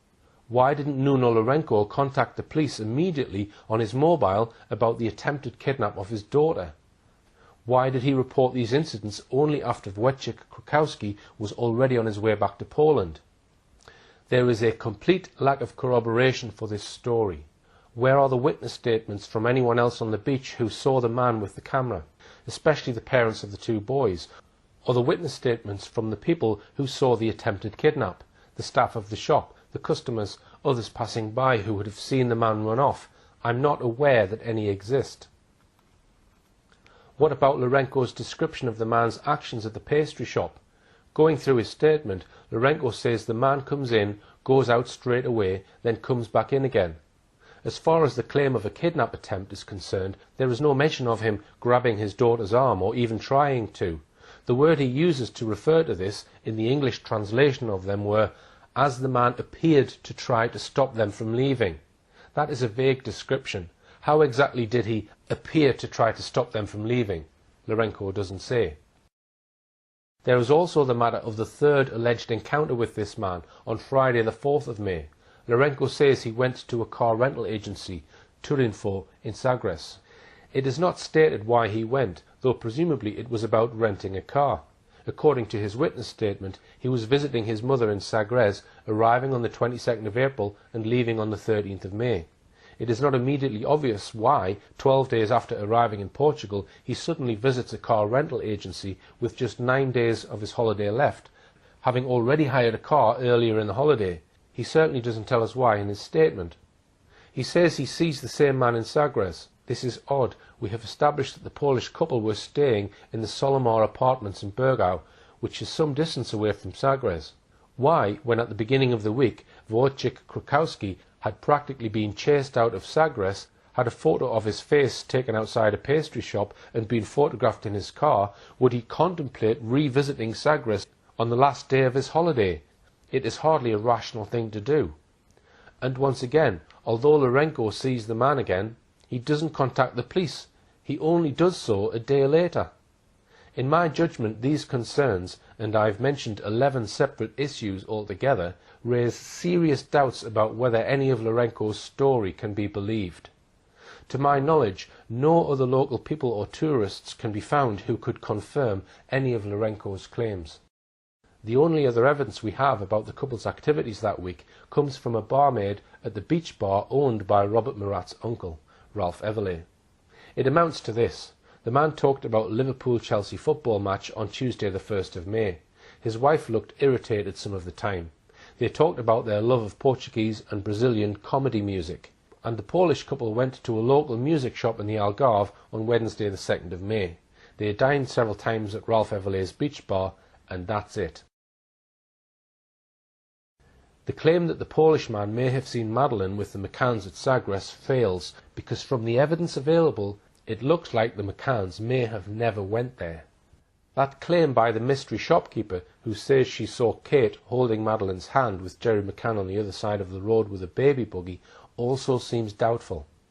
In his book, Dr. Amaral complains that on Sunday the 6th of May, the day gets off to a difficult start with bad news from Poland. From all accounts, the police badly misinterpreted our request for collaboration. All they did was approach the couple and verify that Madeleine was not with them, but they didn't seize either their photographic equipment or the photos taken during their holiday. Another lead that remains pending. Perhaps it would have led to the discovery of a paedophile ring. Well, if Amaral had had the benefit of the 7 years more knowledge of the twists and turns in this case that we have all had since he was booted off the inquiry, perhaps not. Wojciech Krakowski can hardly be considered a potential paedophile on the slender basis of Nuno Lourenco's tales. Maybe if Amaral could have a look again at all the evidence about Sagresman, he might now consider that he and his men may have been tricked by what looks like it could be a fabricated sighting. To sum up, the whole story of Sagresman is shot through with significant contradictions and mysteries. There is no credible evidence to my knowledge that the Polish man was photographing anyone, still less that he tried to kidnap anyone. Was this a fabrication designed partly to put the Portuguese police off the scent and also to give an exciting news angle on Madeleine's abduction to the hungry British mainstream media? They certainly are burying this story.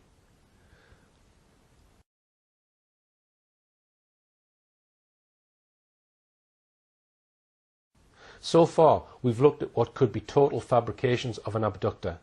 Now I'm going to come on to another claimed sighting of an abductor carrying away a child on the evening of the 3rd of May by members of an Irish family, the Smiths. This is considered so crucial that Scotland Yard put this sighting at the very centre of their investigation into Madeleine's disappearance. I'm calling him Smithman. Less than 5 weeks after Madeleine's reported disappearance, and soon after Gerry McCann made his announcement to the world about a man seen on the 3rd of May who might have been carrying a child, the Drogheda Independent first broke the news that there had been a second apparent sighting of a man carrying a child that night. Members of an Irish family, the Smiths, from Drogheda, headed by grandfather Martin Smith, had apparently informed the Garda, the Irish police, who in turn informed the Portuguese police, that they had seen a man walking down towards the beach in Praia da Luz at about 10 p.m. the night Madeleine vanished, apparently after they had all come out of Kelly's bar. Further coverage of Martin Smith followed in other newspapers. His photo was published in one of them, and references were made to him knowing Robert Murat well. Smith was so upset by these references to Murat that he took legal action against the newspaper. I mentioned Martin Smith briefly in my recent film about Madeleine, buried by mainstream media. In my film, I described Martin Smith and Murat as friends. Some days after I published my film, I received an email purporting to be from Martin Smith. His email was short and to the point. It said, "Dear Mr. Hall, I have just watched the 4 parts of your new film, Buried by Mainstream Media, etc., which I found very interesting. I would like to point out a major inaccuracy near the end of part 4 of the film, where it was stated that I was friends with Robert Murat. This statement is untrue and I would like it corrected. I had come across Mr. Murat twice in the previous 12 months, had never been introduced to him and merely knew him by sight. Yours sincerely, Martin Smith." I asked him to verify his identity and he sent me an image of what he said was his current driving licence. I am happy to accept this, that he and Murat were not friends. In my email reply to Martin Smith, I asked him for an interview, but he declined. 9 of the family were on holiday there on the day Madeleine was reported missing. Martin Smith claimed that they saw a man carrying an infant girl walking down the Rua de Escola Primaria around 10 p.m. His statement in the police files said, "As he reached the main road, he crossed by an individual holding a child. He was walking downhill in the opposite direction. He is not aware where this person was heading. He only saw him as they passed each other. He assumed it was a father and daughter and thought nothing more of it. It must have been around 10 p.m. Martin Smith is known to have stated to the media that he and Robert Murat had, quote, "met several times." As we shall see in a moment, a key issue in our discussion of Smithman will be Martin Smith's insistence, when interviewed by the Portuguese police on the 26th of May, that although he did not get a good view of the man he said he saw carrying a young child, he could be absolutely certain that the man he saw was not Robert Murat. The quote from the police files states, he states that it is not possible to recognise the individual in person or by photograph. He, Smith, was not wearing glasses on this occasion. He adds that in May and August of 2006 he saw Robert Murat in Praia da Luz bars. On one of these occasions He was inebriated and spoke to everyone. He also states that the individual who carried the child was not Robert. He would have recognised him immediately. Just for the record, here are statements I have found in the media and police files about this point. From his witness statement, in May and August 2006, he saw Robert Murat in Praia de Luz bars. On one of these occasions, the first, he was inebriated and spoke to everyone. From the Drogheda Independent, 8th of August 2007. The family are also mystified at reports that he knows Mr. Murat. They met once in a bar about 2 years ago. My dad would only know Mr. Murat by sight. On Sky News, 4th of January 2008, Martin Smith said, "I told police it was definitely not him because the man wasn't as big as Murat. I think I would have recognised him because I had met him several times previously." And finally, the Daily Mail, the 3rd of January 2008. Insisting he knew chief suspect Robert Murat visually for years, Mr. Smith told police the person he saw carrying a child could not be him. What we can say with certainty is that on the basis of these quotations, Martin Smith knew Robert Murat's appearance well enough to be sure, he maintains, that the man he saw wasn't Murat. There we must leave it. Except that his absolute insistence that the man he says he saw was not Robert Murat is one of many matters we now need to look at regarding his sighting. In doing so, I'm going to examine in depth all that we know about the sighting by the Smith family, using the witness statements made public by the Portuguese police, statements by the police themselves, newspaper reports about the sighting and other evidence. To my knowledge, these issues have not been discussed in detail in our mainstream media. We need to do so because this sighting, according to a BBC Crime Watch programme shown in October 2013, was now absolutely central to Scotland Yard's investigation. As I mentioned, the first ever news of the Smith sighting came in an article in this local newspaper, the Drogheda Independent, on the 6th of June 2007, and 11 days after they were interviewed by the police in Portugal. The report told us, local family may have seen missing Maddie. A Drogheda family may have been the last people to see abducted 4-year-old Madeleine McCann in Portugal. The family is understood to have seen a child in the arms of a man on the night and at the time Madeleine was taken from her parents' apartment in Praia de Luz. They have reported the matter and recently gave statements to the Portuguese police. The Portuguese police have asked the family not to speak to the press in case they compromise their investigations. The family declined to give any details to the Drogheda Independent. It is not known who leaked this information to the Drogheda Independent. I will begin my examination of this sighting with an absolutely crucial aspect of it. That is, when Martin Smith and his family first told police about it. On the day Madeleine was reported missing by the McCanns, Martin Smith was holidaying at his holiday apartment in the Estra de Luz complex in Praia de Luz. With him were 8 other members of his family. His son Peter, his daughter-in-law Sheila and their 2 children aged 13 and 6, 2 other grandchildren aged 10 and 4, the children of his daughter Barbara. That made 9 of them altogether, 4 adults and 5 children. On the evening of the 3rd of May, Martin Smith and his family went out for a meal at the Dolphin restaurant in Praia de Luz. For some of the family it was their last night in Praia de Luz. Peter and his family had booked their flight home the next morning. The police verified that the Smith family ate at the Dolphin restaurant that evening by finding the bill from the restaurant's till receipts. They finished their meal at about 9:30 p.m. that evening. Then they say they went to Kelly's bar for a drink on their way back to their apartment. An examination of the bar receipts for that night do not prove that they all went in for a drink. Only 4 receipts cover the period they were in Kelly's bar. None of the receipts show drinks bought for an entire family. The receipts are for perhaps 2 or 3 drinks. Unfortunately, the police do not seem to have asked the Smiths any questions about what drinks they ordered. On their own account, they were only there for a short time, maybe arriving at Kelly's bar around 9:35 p.m. and apparently leaving no more than 20 minutes later at around 9:55 p.m. The police checked out their story at Kelly's bar with the manager and his staff. A police statement said, "On the 10th of October at around 3 p.m. we went to Kelly's bar. We were received by an employee of the bar who had been on duty on the night of the 3rd of May 2007. When questioned whether she remembered the visit to the bar by witness Martin Smith and his family, she replied that she does not remember. Given the lapse of time between the events and because the bar is daily frequented by dozens of clients of different nationalities. So there is some doubt about whether all of them stopped off for a drink at Kelly's bar that night. One thing that would have confirmed their story is the CCTV camera outside the Estrella de Luz complex. Unfortunately, by the time the police got to examine it, all the footage that night had been wiped. The Smiths' account is of a man carrying a young blonde girl in pyjamas as the 9 members of the family were walking back to their apartment. Most of them say they remembered seeing him, although only 3 members that we know of made statements to the police. The Smiths say it was dark at the time they saw him, around 10 p.m. It was a cold, early May night, the temperature down to around 13 degrees centigrade. In the area where they saw him, the street lighting was weak. Each one glimpsed at him for a few seconds at the most as he walked past them. None of them say they got a clear view of his face.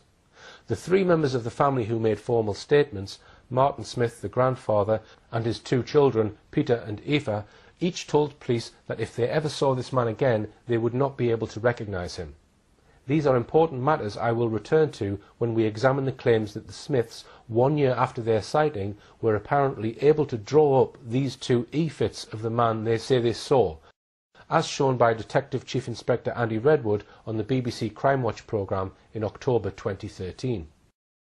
Their sighting must have been a memorable and fairly unusual sight. A man walking the streets of a small town carrying an infant dressed only in pyjamas. No one with him, no buggy or pushchair, no coat or blanket covering the child. The following day in this village there was an international media storm. The whole of Praia de Luz and its surroundings were crawling with police officers, and hundreds of people from Praia de Luz and the surrounding villages were searching for Madeleine as well. The mainstream news media had clearly been tipped off very early that this was going to be a major story. Not only did Madeleine McCann become the top story at breakfast time the following day, but by lunchtime the world's media were descending on the small town in droves. By mid-morning could anyone have been unaware that a 3-year-old British girl was missing? Martin Smith, his wife, his daughter Eva and 2 grandchildren stayed in Praia de Luz for a further week, while his son Peter and his family flew home to Ireland. The next day, 5th of May, just the same. Villagers, police, camera crews, journalists, everywhere. Madeleine was the top news item in Portugal, Britain, Ireland and all over the world. The police and the media were appealing for anyone with information to come forward. The Smith family had apparently seen a man carrying a blonde girl clad only in pyjamas late on the night in question. And days went by, 5th, 6th, 7th, 8th, 9th of May. On Wednesday the 9th of May, Martin Smith and his family flew back to their home in Drogheda Island. The 10th, the 11th, 12th, 13th, 14th and 15th went by. All this time, Madeleine remained top of the news on the TV and front pages of all the national newspapers in both Ireland and Britain. It wasn't until Wednesday the 16th of May, 13 days after Madeleine was reported missing, that the Smiths decided to report their sighting. So what was it, after 13 days of media frenzy, that prompted Martin Smith to contact the Irish police? Let us bear in mind that the one thing that Martin Smith was certain of when he made his formal statement to the police was that the man he claimed he'd seen for those fleeting few seconds was not Robert Murat. And why did he phone the police on that particular day, the 16th of May? Let's review what was happening to Robert Murat during this period. Murat is of English heritage but spent much of his early life in Portugal. He speaks fluent English and Portuguese. At the time the McCanns had their fateful holiday in Portugal, he was living part of the year in England and part in Portugal, where he had business interests. He had a young daughter in Norfolk, but was separated from his wife and going through a divorce. Whilst living in Norfolk, he acted as an official translator for Norfolk police. On the day the McCanns began their holiday in Praia de Luz, Saturday the 28th of April 2007, Murat was staying with his sister in Devon, and, he says, renovating his grandmother's house. She had recently died. On Monday the 30th of April, just 2 days later, we know that he booked a ticket to fly to Portugal early the very next morning. According to Murat, he had been summoned to Portugal because he urgently needed to discuss his business affairs there. Murat had a girlfriend in Portugal, Michaela Walsuk. Her vision of events was that she had asked Murat to come over immediately because she was fed up waiting for Murat's divorce to come through. Had something happened the previous day, Sunday the 29th, which meant that he was urgently needed by someone? These are matters I hope to go into in depth in another film, focusing on the role of Robert Murat in this whole affair. In the event, in the early hours of Monday the 1st of May, his sister drove him to Exeter Airport. By 9:30 a.m. that morning, his plane had already touched down at Faro Airport. He then seems to have embarked on a round of meetings with Michaela, with his lawyer Francesco Pagaret, and with various business contacts and local people. On Friday the 4th of May, so he says, he woke up and learned from a passerby that a young British girl was missing. He immediately went up to the Ocean Club reception, spoke to the police and offered his services as a translator. His offer was readily accepted, given the sheer number of English people that the police now had to interview. And Murat was given the lead translating role, interpreting many important witness statements. But as he did so, suspicions about him grew. A journalist writing for the Mirror and the Independent, Laurie Campbell, is said to have spread rumours about him. So I called Leicestershire Police back in the UK on Monday. Why? Because I was very suspicious about this man and his behaviour. Some of the stories that he was telling didn't ring true, his facts didn't add up. He was being very vague about his background, and he seemed far too interested and ready to give information to the media. Campbell had previously worked closely with Clarence Mitchell, Tony Blair's top media manipulator, who was appointed by the government 3 days after Madeleine disappeared to be the McCann's public relations spokesman and reputation manager. Then Murat started exhibiting some strange behaviour whilst translating for the police. Let's look at some observations made by one of the police officers, Inspector Pedro Veranda, who worked on the Madeleine McCann investigation. He was so concerned about him that he wrote this report, to be found in the police's records of the inquiry. Let's just list the allegations made against Robert Murat. 1. Displaying an unusual curiosity about the investigation. 2. Insistently and repeatedly questioned me about the identity of possible suspects. 3. Insistently and repeatedly questioned me about the strategy outlined by the head of the investigation. 4. Insistently and repeatedly questioned me about the work that might possibly have been considered for the coming days. 5. Unusual and absolutely inappropriate behaviour. 6. Covertly trying to catch glimpses of various items being prepared for the case files. 7. Persistently trying to influence the conduct of the investigation. Inspector Veranda was also concerned that Murat manifested an enormous knowledge about the function of the Ocean Club and manifested enormous knowledge about the routines followed by the McCann family. The question that we might well ask about all this is, was this merely Murat's personal curiosity about the investigation, or was he acting on someone else's instructions? Following these developments, on Sunday the 13th of May, there was an informal police identity parade with Jane Tanner. The police put her in a police van with a two-way mirror and caused several people to walk by the van.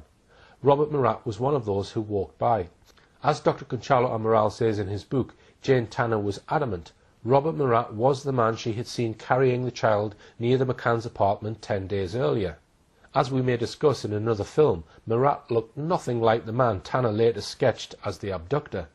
Later, Tanner admitted that she had been wrong to identify him. Not only did Jane Tanner insist that Murat was the abductor, but also MI5, the Child Exploitation and Online Protection Service, and criminal profilers for the British Security Services had been hard at work profiling Murat as the likely abductor. Now let's see how Conchalo Amaral dealt with this issue in his book. He wrote, "Members of the British agency CEOP, Child Exploitation and Online Protection Centre, take a close interest in Murat and work to develop his psychological profile. The English specialists have continued to refine the profile of the suspect. There is a 90% chance that he is the guilty party." So it was that on Tuesday the 15th of May, on the basis of Tanner's insistence that Murat was the man with the child she'd seen on the evening of the 3rd of May, and on the basis of British intelligence officers saying that Murat fitted the likely profile of the abductor, the police pulled in Robert Murat for questioning. Immediately after his police interview, the police made Robert Murat the first formal suspect in the case. There was another media storm, with the press full of lurid stories which clearly implicated him as the likely abductor. Okay, so how does this fit in with the sighting by the Smith family? What is very curious is that for 13 days none of the Smith family appear to have done anything to contact the police about seeing a man carrying a child dressed only in pyjamas in the dark on the night Madeleine was reported missing. Yet, as far as we know, the very day after Murat is made a formal suspect, Martin Smith for the first time tells the police about his sighting. He then flies to Portugal 10 days later, the 26th of May, and is interviewed by the police, and one thing Smith is adamant about is that the man he saw was not Robert Murat. Is this timing just coincidence? This is how the investigation coordinator, Dr. Conchalo Amaral, put it in his book. He wrote, "The Smiths learn that, according to Jane Tanner's statements, Murat is definitely the man encountered on the night of the abduction. Mr. Smith then gets in touch with the Irish police to relate what he saw on the night of the 3rd of May. He insists categorically that the man they came across with the little girl in his arms was not Robert Murat. He is sure of it because he knows him." Let's examine why Martin Smith is said to have first contacted the police. The first story given by Martin Smith about why he had delayed so long was given in the Daily Mail in an article by Vanessa Allen on the 3rd of January 2008. Quote, "We were home 2 weeks when my son rang up and asked, was he dreaming? Or did we meet a man carrying a child the night Madeleine was taken? We all remembered that we had the same recollection. I felt we should report it to the police." Further on in the same report, we read this quote, "Initially the Smith family thought nothing more of the encounter, and even the next day when the story broke, they still didn't make the connection. We were home 2 weeks when my son rang me up and asked, was he dreaming? Or did we meet a man carrying a child the night Madeleine was taken? We all remembered the same recollection, and I felt we should report it to the police," said Mr. Smith. The same story was given to the Drogheda Independent 6 days later, on the 9th of January 2008. This time Martin Smith's son, Peter, is quoted. He said, "It was only after we were home 2 weeks that I remembered seeing him. At the time my attention was focused on looking after my wife. When I mentioned it, it jogged my father's memory, and he too remembered seeing the same man," Peter added. He went on, "We knew that what we had seen was so vague that we couldn't identify the guy." Pausing for a moment, let's bear this in mind as we proceed. What we had seen was so vague that we couldn't identify the guy.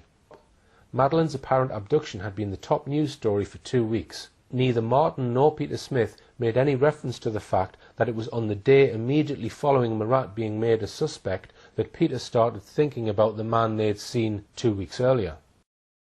Let's look at what he told the Portuguese police in his witness statement. He only became aware of Madeleine's disappearance the next morning from his daughter in Ireland. She had sent him a message or called him regarding what had happened. At this point, he thought that Madeleine could have been the child that he saw with the individual. Bear in mind, the townspeople and police were crawling all over Praia de Luz from the early hours of that first Friday morning looking for Madeleine. He tells the police that, on receiving this phone call from his daughter, he thought that Madeleine could have been the child he saw with the individual. So why, we must ask, did he not contact the police that very day, when the sighting should have been crystal clear in his mind? Why delay a whole 13 days? Now we'll move to the evidence of Peter Smith and examine what he says the reason for not contacting the police about their claimed sighting. It's in his statement to the police, quote, "He only found out about the disappearance of the child the next morning through someone he knew, the son of the builder of Estrela de Luz, who was also at the airport. At the time he did not associate the said individual with the disappearance. Only after thinking on the subject and the coincidence of the time did he infer that Madeleine could have been the child carried by the individual that he had seen." This same account is also featured in the Drogheda Independent. In its edition of the 8th of August 2007, a family member, possibly Peter again, is quoted as saying, "We returned to Ireland the next day, and because the reported abduction times didn't originally match, we never had cause to examine their journey that night." The newspaper added, "As it emerged that Madeleine was abducted around the same time, one of the family members had a flashback of the moment some time later and encouraged the others to jog their memory. They remembered passing a man walking towards the beach with a child in his arms. Other than his approximate height and the fact that he was wearing beige clothes, they cannot be more specific than that. "We are annoyed at how vague our description is," said the family member. Once again, the family member states how vague our description is. Here is the same account, once again in the Sun, 3rd of January 2008. Their report reads, "The Smiths were leaving Kelly's Bar between 9:50 and 10 p.m. on May the 3rd last year. They flew home to Ireland the next day, but when the times of Maddie's abduction were revealed, the family remembered seeing a man 5'7" to 5'9" tall and dressed in beige carrying a child. Significantly, the description matches that given by Jane Tanner, 37, a friend of the McCanns." And that leads to another reason the media claimed the Smiths contacted the police 13 days after Madeleine was reported missing. They claim that it was because their recollection of the man's clothing matched descriptions of his clothing given out in the press. This is how the Daily Mail reported the matter on the 3rd of January 2008. Their description of the barefoot child and the man, who wore beige trousers, echoes that of Miss Tanner. The coincidence prompted them to contact police after they returned to Ireland. Mr. Smith said, "Luz is such a small place and so quiet, we felt a duty to tell the police let them decide if it was important." So here we come up against a problem about the media's version of events. It is claimed they were prompted to contact the police because of one of two things.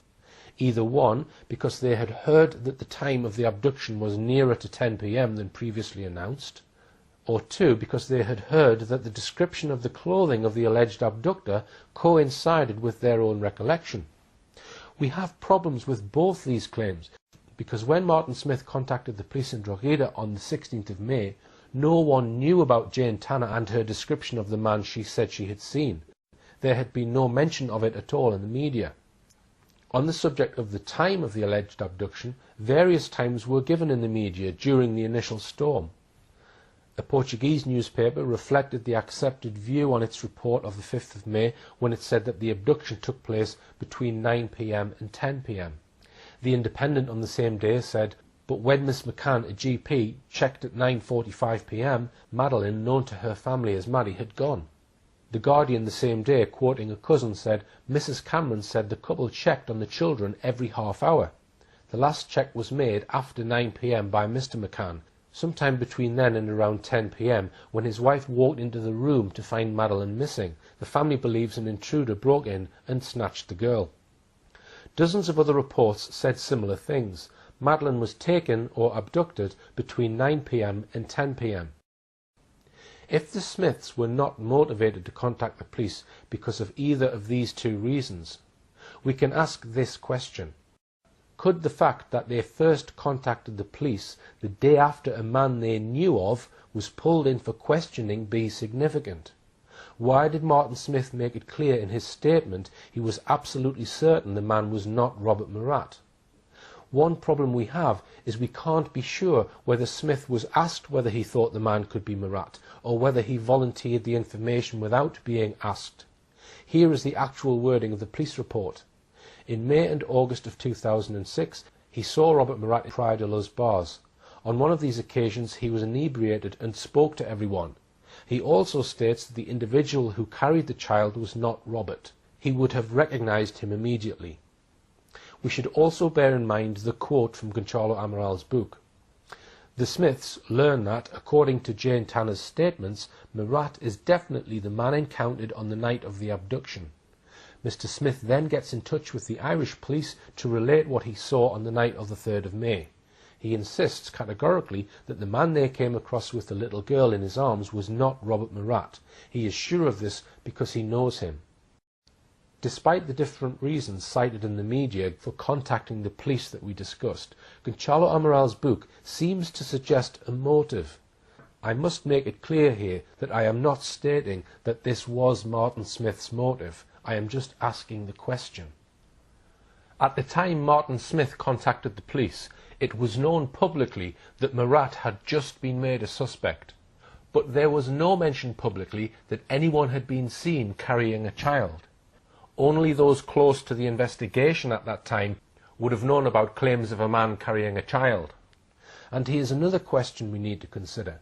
If someone had told him that Jane Tanner had identified Murat, could that person also have passed on to Martin Smith a copy of Jane Tanner's original description of the alleged abductor? That might account for the Smiths' description of the abductor being almost identical to Jane Tanner's, which we'll look at now. Again, I am not stating this as fact, I am asking questions. Earlier I referred to a number of things the Smiths said about the man and child they saw. One family member said, "We are annoyed at how vague our description is." Peter Smith said, "It was so vague that we couldn't identify the man." They saw him in the dark with weak street lighting. They only saw him for a few seconds. He had his head down, according to at least one member of the family. Others said the child he was carrying meant you couldn't see his face properly. Bear in mind these statements when considering the details the Smith family, Martin, his son Peter, and his daughter Aoife gave in Portimao Police Station on Saturday the 26th of May in their witness statements. Much of what they recalled of the man I am calling Smith Man matched the description of the man I am calling Tanner Man, the man Jane Tanner said she saw. The following 16 details were identical in each case. 1. In neither case could the man's face be seen. 2. He was an unaccompanied male. 3. He was carrying a child and had no buggy or pushchair. 4. The child was a girl. 5. The child was barefoot. 6. The child was wearing light-coloured / pink pyjamas. 7. She looked about 4 years old. 8. She was being held on the man's left side. 9. She didn't have a blanket or other covering. 10. The man didn't look like a tourist. 11. The man was wearing a dark jacket. 12. The man was wearing light-coloured trousers. 13. The man was about 1.75 metres to 1.8 metres tall, 5'9" to 5'10". 14. The man was aged about 30 to 40. 15. The man was of average build. 16. They were spotted within 600 yards of each other. When news of this second sighting of an abductor became known, there was much speculation about the identities of both Tanner Man and Smith Man. Some suggested that the descriptions were so close that it must be the same man. Others pointed out that according to Jane Tanner, she saw the man at 9:15 p.m, whereas the Smith Man sighting occurred around 10 p.m. They reasoned how unlikely it was that any abductor would be seen walking around for up to 45 minutes with a child they had just abducted. Most abductors, they said, would have made away rapidly in a car, assuming the abduction was planned. The uncanny similarity between the two descriptions, however, raises another awkward possibility. Namely, had the Smith family members not actually seen anyone at all, but merely copied from the description of Tanner Man? And again, I am not stating this as truth. I am stating it as a question. It might be a possibility based on the information we have available.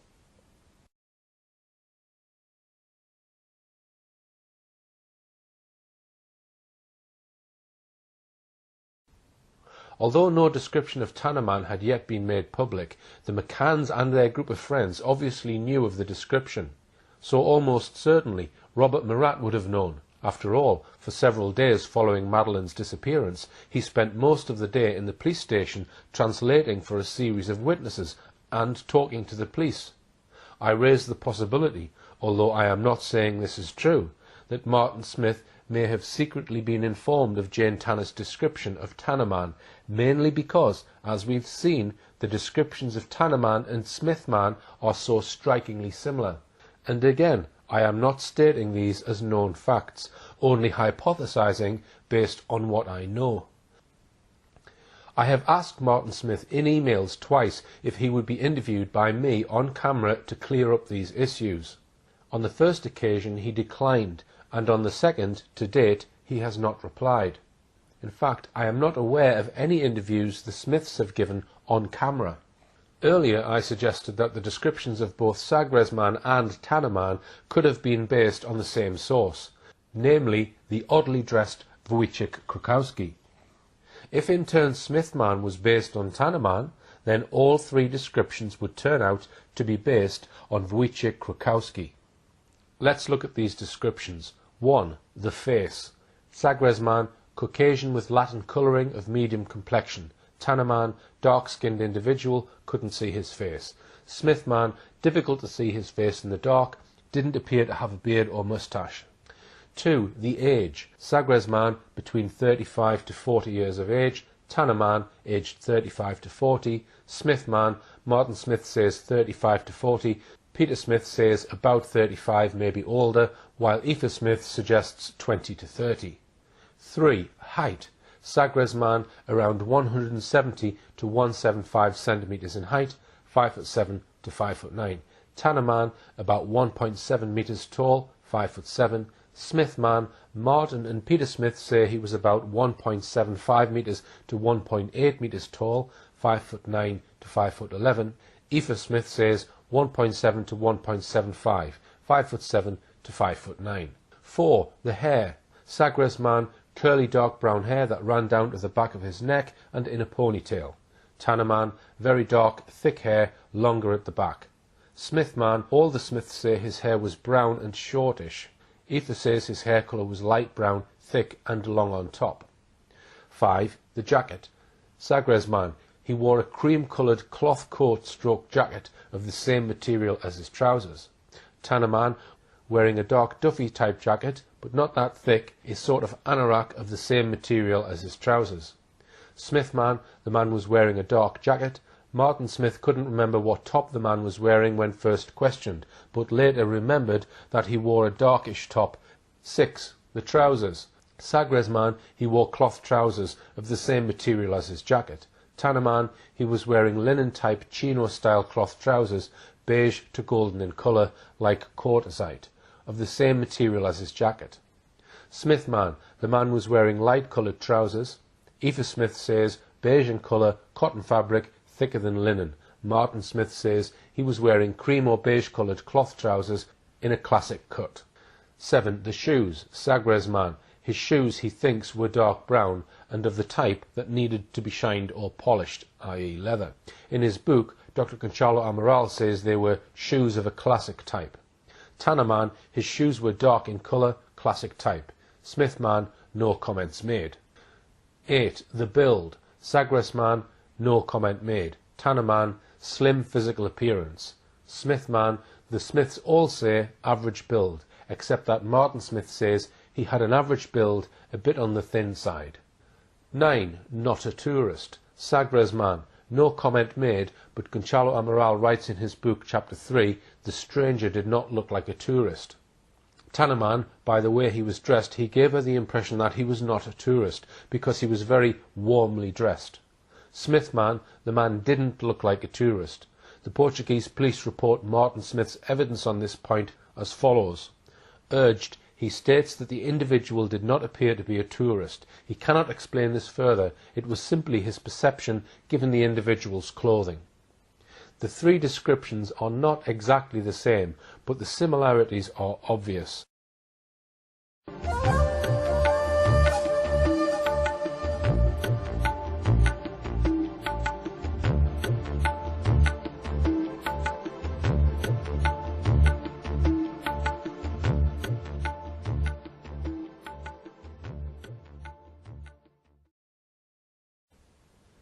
Let's look further at mainstream media reports about the Smith man sighting.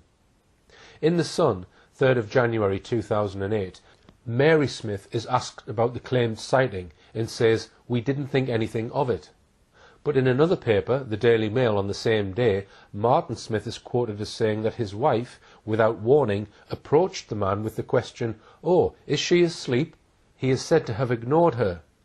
Mary Smith declined to make a statement to the police confirming her evidence.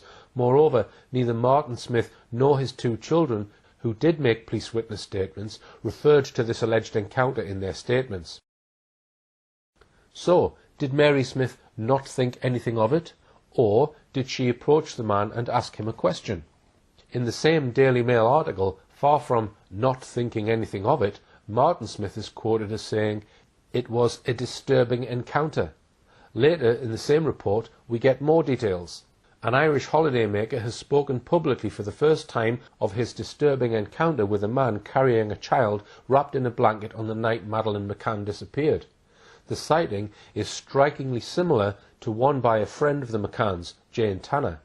In hindsight, the retired Mr. Smith said the man's rude behaviour should have aroused his suspicions. Martin Smith said, "The one thing we noted afterwards was that he gave us no greeting. My wife Mary remembered afterwards that she asked him, 'Oh, is she asleep?' But he never acknowledged her one way or another. He just put his head down and averted his eyes. This is very unusual in a tourist town at such a quiet time of the year." So Martin Smith described this as a disturbing encounter with a man who behaved rudely and was very unusual. The Mail article continued, "Mr. Smith said it was some time before the family realised they could be star witnesses. We were out the night it happened. We went home about 9:50 p.m. and we heard nothing at all about Madeleine McCann until the next day. I was taking my son Peter to the airport, and on my way back I heard that a kidnapping happened in the village of Luz. We were looking at all the commotion on Sky News, and we really felt quite helpless. We had 2 grandchildren with us at the time, aged 4 and 5, and it had a terrible effect on them. They all wanted to sleep in the same room as us until we went home on the Wednesday." We see contradiction here with Mary Smith's "we didn't think anything of it" and her husband's "he was rude, it was very unusual, disturbing." One odd feature of this Daily Mail report was that the child was wrapped in a blanket. One wonders where that came from, as none of the 3 Smiths who made statements mentioned a blanket. They all insisted she was dressed only in pyjamas. Here is what 3 of the Smiths said in their official witness statements. Aoife Smith said that she didn't see the child's face because she was lying vertically against the man's left shoulder. Peter Smith said the girl was asleep, her eyelids were closed. Martin Smith says the man didn't speak, nor did the child, as she was in a deep sleep. Martin Smith said he put his head down.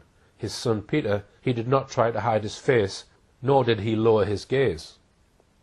Another issue is how Martin Smith's memory seemed to improve between making his first statement on the 26th of May 2007 and a second one in January 2008. In May 2007, the police asked him to describe what the man was wearing. In a statement he signed, he wrote, "He did not notice the body clothing and cannot describe the colour or fashion of the same." By January, 8 months later, he was able to say the man was wearing beige trousers and darkish top, maybe a jacket or blazer. To our knowledge, neither Martin Smith nor his 2 children in May 2007 could remember what the man was wearing above his waist. Peter Smith said that he also does not remember the clothing the individual wore or his shoes. His younger sister, Aoife Smith, said that she did not see what he was wearing above his trousers, as the child covered him almost completely at the top. So it is interesting that Martin Smith claimed over 8 months later that the man was wearing a darkish top, maybe a jacket or blazer. I'm now going to look at the extraordinary claim made by Martin Smith over 4 months after he first reported his sighting. On the 20th of September, he phoned Leicestershire Police. This time he made the claim that the man he had seen over 4 months ago may have been Jerry McCann. Let's see how this development came about. Why did he think this? Because, he said, he had seen Jerry McCann on his return to England on the 9th of September on a TV news bulletin, walking down the steps of his plane carrying his son Sean on his left shoulder. And how did that enable him to say it was Jerry McCann that he saw back on the 3rd of May? Gonçalo Amaral supplies an answer in his book. It was, quote, "that way of carrying his child, that way of walking." So it was the way Jerry McCann was carrying his son Sean down the steps of the plane that made his mind go back and think it probably was Jerry McCann that he saw. Remember, he saw the man for a second or two in the dark over 4 months ago. When carrying a child who is asleep or very tired, a natural way to carry your child, if you have no buggy or pushchair, is on one's shoulder. The twins were just 2.5 years old. It's normal for passengers with an infant that age to carry their child down steep aircraft steps on their shoulder. And it appears that Martin Smith didn't inform the police immediately he saw the news broadcast. The evidence suggests that he waited several days before doing so, 11 days in fact, as Leicestershire police records seem to show that Smith made the call on the 20th of September. He added that he was 60 to 80% sure it was Jerry McCann, based, it seems, on the way he was carrying his infant son on his shoulder. Gonçalo Amaral was told the news. He made provisional arrangements to interview Martin Smith again, but on the 2nd of October he was taken off the investigation by the Chief of Police and replaced by Paolo Rebello. And there the matter rested, until the McCann team began contacting Martin Smith and his family, probably around December 2007. And as I will show in a moment, very soon the McCann team began placing significance on the Smith man's sighting. Given that Martin Smith had been 60 to 80% sure in September that he had really seen Jerry McCann that night in May, that seems like a remarkable turnaround. I should also mention here another statement to be found in the police files of a sighting by a couple in the early hours of the 5th of May, just over 24 hours after Madeleine was reported missing. This alleged sighting was in Alvor, about 10 miles east of Praia de Luz. They say they saw a white van which pulled up in the middle of the road. A man got out carrying a child and staggered up a bank in a drunken manner. Soon after, they saw a woman who appeared worried. One of the witnesses, Richard McCluskey, after giving his initial statement to the police on the 9th of May, contacted the police again 4 months later in September to give a second statement, in which he said, "I have watched a good deal of news coverage about the McCanns over the past week or so. Another thing which has played on my mind is the coverage of Mr. McCann walking off the aeroplane holding one of his young children. The way he was holding the child over his left shoulder reminded me of the man carrying the child from the white van in Portugal." There is a great deal of coincidence with regards to this sighting and the Smith sighting. Both Richard McCluskey and Martin Smith gave statements of a man carrying a child. McCluskey's statement was taken 4 days after his sighting. Smith's was reported 13 days after his sighting.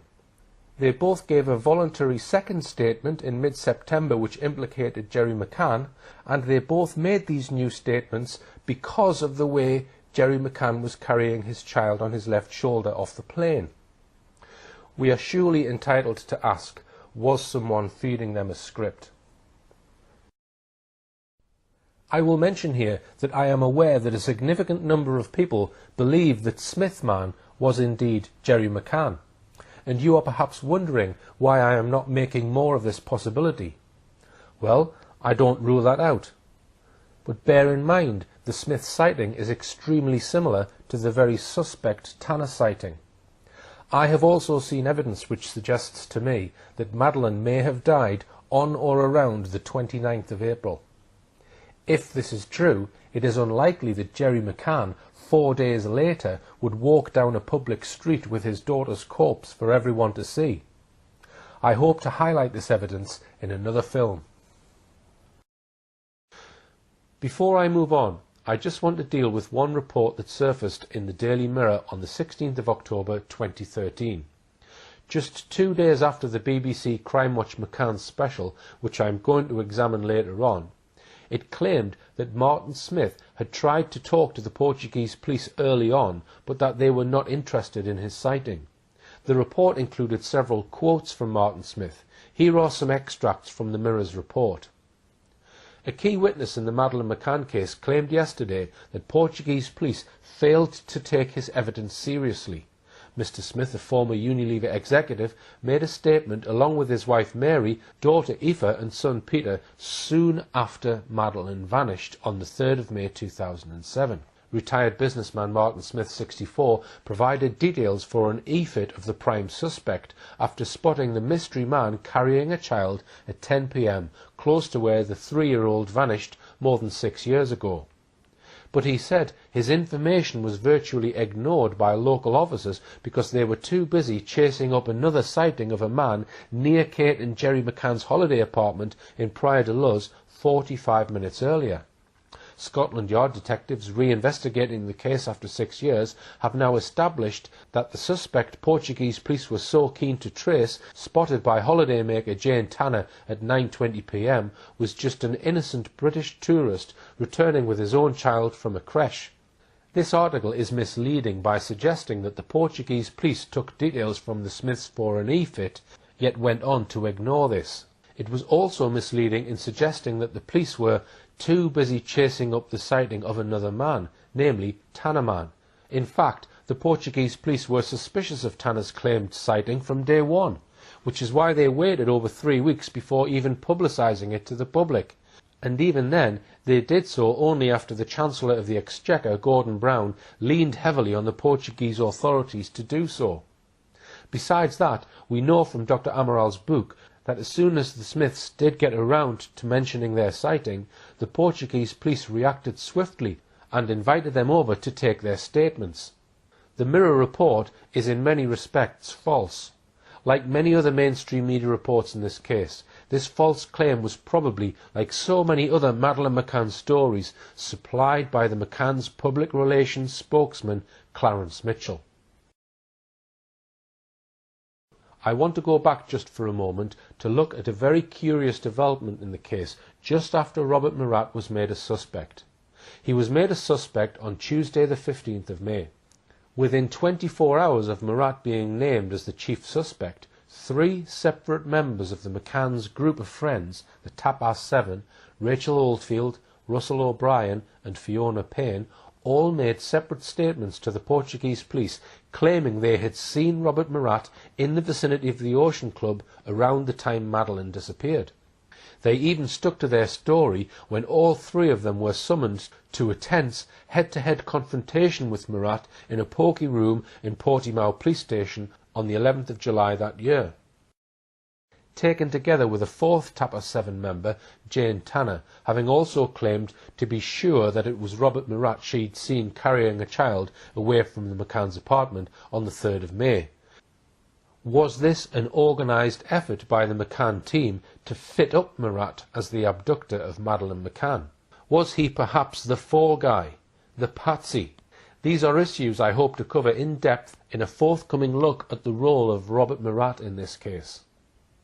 I'm going to conclude my analysis of Smithman with a look at how the McCann team came to bring great significance to the Irish family's sighting, as we'll see from quite early on. And then I'll finish off with an in-depth look at how the BBC Crime Watch team back in October 2013 suddenly rescued this sighting from complete obscurity and helped DCI Andy Redwood to make Smithman Scotland Yard's #1 suspect. It is an extraordinary story. So far, the Smithman sighting has gone through what I might call 3 phases. Phase 1, from the 3rd to the 15th of May 2007, an unreported sighting. The Smiths claimed to have seen a man carrying a child, but did not report it. Phase 2, from the 16th of May to the 20th of September 2007. A reported sighting. The Smiths report what they say they saw, and the Portuguese police interview 3 members of the Smith family. Phase 3, from the 20th of September to December 2007. Could it be Jerry McCann? Martin Smith triggers new interest in the sighting by claiming that he was 60 to 80% sure he really saw Jerry McCann that night in early May. I'm now going to look at what I'm calling Phase 4, January 2008 to November 2008. The McCanns take over the Smith sighting. To see how Phase 4 developed and how the McCanns and their team got involved, we need to go back and look at the press coverage in the first week of January 2008. The news of the McCann team's involvement with the Smithman sighting was first broken by Rupert Murdoch's son and the Daily Mail and Mirror on the 3rd of January 2008. The Sun report told us, private detectives hunting the Madeleine McCann case are to quiz an Irish family who may have been the last to see her alive. Martin Smith, his wife and children told cops they saw a man carrying a little blonde girl in Pride-o-Luz on the night Maddie vanished. Investigators from the Metodo 3 agency, hired by Maddie's parents, Jerry and Kate, are preparing to travel to Ireland to interview them. Mr. Smith, who has already spoken to Portuguese cops over the sighting, said yesterday, "I'd talk to anyone to move this investigation on. I think about Maddie every day," he added. "I found the Portuguese cops not to be the most efficient bunch." The Mirror report added this detail. The McCann spokesman said yesterday, "Our detectives are being very methodical and I am quite sure that this family will be on their list." We learned from that article that the investigators were from Metodo 3. In my earlier film, Buried by Mainstream Media, I showed what a disreputable agency Metodo 3 were. I also explained that the entire McCann private investigation team was run by Cheshire businessman Brian Kennedy.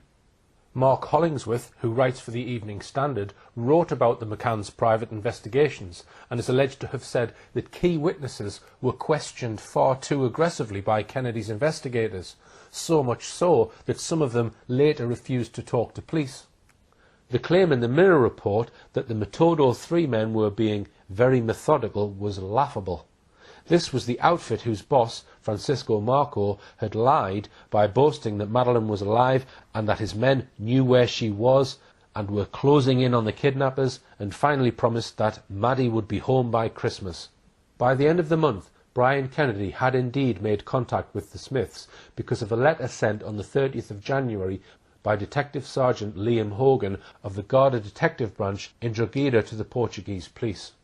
Hogan wrote, "He has been contacted by numerous tabloid press looking for stories. He has been contacted by Mr. Brian Kennedy, who was supporting the McCann family, to take part in a photo fit exercise." He added, "I do not believe that Martin Smith is courting the press. In my view, he is a genuine person. He is known locally and is a very decent person." What happened next in this story is shrouded in mystery. Martin Smith, to our knowledge, has said nothing publicly about it. The McCann team have said almost nothing. Most of what we know comes from a former top MI5 man. What we can distill from what little we know is the following. In April 2008, a company called Oakley International, headed by fraudster Kevin Halligan, took over most of the McCann team investigation from Metodo 3. After working for the McCanns for barely 4 months and pocketing nearly £600,000 for his work for the team, Halligan went on the run from the police until October 2009, when he was finally run to ground in a £700 a night Oxfordshire hotel and taken to Belmarsh top security prison to await extradition to the US on a $2 million fraud charge. He was found guilty and served over 4 years in prison. Halligan employed as his right-hand man a man from Bury, Lancashire, called Henry Exton. Exton was the former head of MI5's covert intelligence unit, but fell from grace when he got a criminal record for stealing a bottle of perfume from Manchester Airport. The Sunday Times recently told us that Henry Exton, sometime during 2008, maybe together with others, visited the Smiths. We don't know where or when this mysterious meeting took place, but doing the best we can place the visit at some time between April and October 2008, most probably in the spring. What we also know on the record from him and the McCanns is that during this period he produced 2 e-fits. These were the ones shown on BBC Crime Watch in October 2013 and were then described as the central focus of the Scotland Yard investigation. Henry Exton, the McCanns, and now Scotland Yard are all united behind the claim that the Smith family produced these 2 e-fits. I am sceptical of this, and in a moment I will explain why.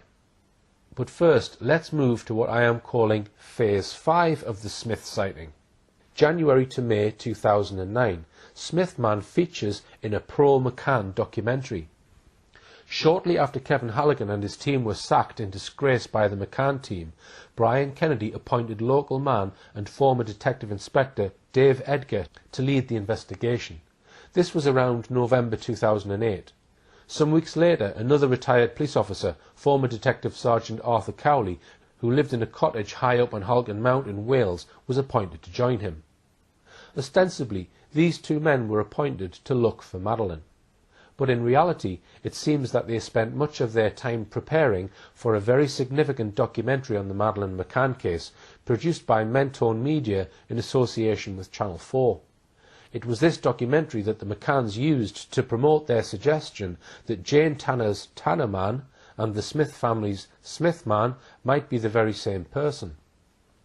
How likely was it that a man seen with an abducted child by Jane Tanner at 9:15 p.m. could be seen 45 minutes later, less than half a mile away, still carrying the abducted child? Not only were Tannerman and Smithman linked in the documentary, there were two separate discussions in the film about this possibility. During the documentary, 3 other sightings of suspicious-looking men were also discussed, as well as Tannerman and Smithman. The most likely sighting of Madeleine and her abductor was by Jane Tanner, a friend of the McCanns. In the files, Kate believes another witness statement from an Irish family describes a very similar sighting to Jane's, less than a mile from the McCann's apartment. The reason why this is significant is both sightings were given independently. So when this family gave their statement, they weren't aware of Jane's description, and there's actually quite a lot of similarities. And it does beg the question, I mean, how many people carry the children on a cold night not covered, you know, nothing on their arms or the feet, no blanket. Now either there's been 2 people carrying children in that way who haven't come forward to eliminate themselves, or potentially they're related. But you think that child is Madeleine? I think there's a good chance it could be Madeleine. Certainly the description there sounds to me like Madeleine. Kate and the Find Madeleine campaign coordinator travel to the search team's offices.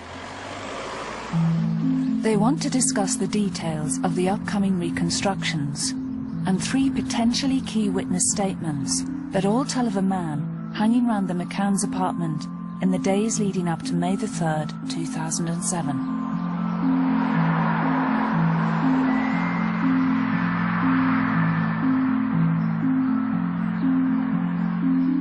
The most important ones, apart from the obvious of Jane, is sighting number 3, the man in the Alouette at the back of the apartment. Number 3 is definitely a very important sighting because it links them. The investigators have examined the statements from the 3 different witnesses and are now convinced that prior to Madeleine's abduction, the McCanns were being watched. The team hope this new information will give them the breakthrough they need. You'd think it's got to be the same person, wouldn't you, really? And all 3 say that he was watching the apartment. Yeah. We're here to discuss the pending reconstruction that we want done. So basically it looks like we've got 5 sightings really, 2 a man with a child and 3 just a suspicious individual. Yeah. At the beginning of this discussion, Kate McCann introduces a very important idea. She says both sightings were given independently. But what did Gonçalo Amaral say in his book? The Smiths learn that, according to Jane Tanner's statements, Murat is definitely the man encountered on the night of the abduction. Mr. Smith then gets in touch with the Irish police to relate what he saw on the night of May the 3rd. Were they working from the same script? Let's now look at the second time Smithman comes up in this documentary. It is possible that Jane Tanner is not the only person who saw Madeleine being carried away by the abductor. 40 minutes after Jane's sighting, and half a mile away from the McCann's apartment, a family also saw a man carrying a young girl away from the town. Later, the witness thought that this might have been Jerry McCann, but this was investigated and ruled out by the Portuguese police. A man was seen here carrying a child just before 10 p.m. on the night Madeleine was abducted. When the man saw the family, he appeared furtive and veered off to one side and carried on walking. But obviously anyone carrying a child at night, it's really important. We need to find out who this person was. I was with my family. We'd been out for the night and we were walking up this street when I saw a man and he was carrying a child. I thought they were father and daughter, so I wasn't so suspicious. The girl was about 4. She looked like my granddaughter, blonde hair, pale white skin, typically British. The man didn't look like a tourist. I can't explain why. It was probably from his clothes. Someone knows the information, and someone knows who took Madeleine, and someone knows where she is. Let's get moving. Let's get the phone ringing. The first thing to note about this statement is Dave Edgar's spin on what the Smith family say about their sightings. He says, the man appeared furtive and veered off to one side. To our knowledge, the Smiths in their statements do not say he appeared furtive, nor veered off to one side. He appears to have misled the viewers. Secondly, the family witness statement that is read out by the narrator is not a direct reading from Martin Smith's statement. It is selective and edited. Third, despite Martin Smith's statement back in September 2007 to claim that Jerry McCann was probably the man he'd seen on that dark night in May, this is now curtly dismissed by the narrator, who says the witness thought that this might have been Jerry McCann, but this was investigated and ruled out by the Portuguese police. The EFITs said to have been created by the Smiths during 2008 were not shown in this documentary. Why not? If the McCann team believed that these EFITs were drawn up by the Smiths, as they had apparently been told by ex-MI5 investigator Henry Exton, why were they not shown to all the viewers back in May 2009?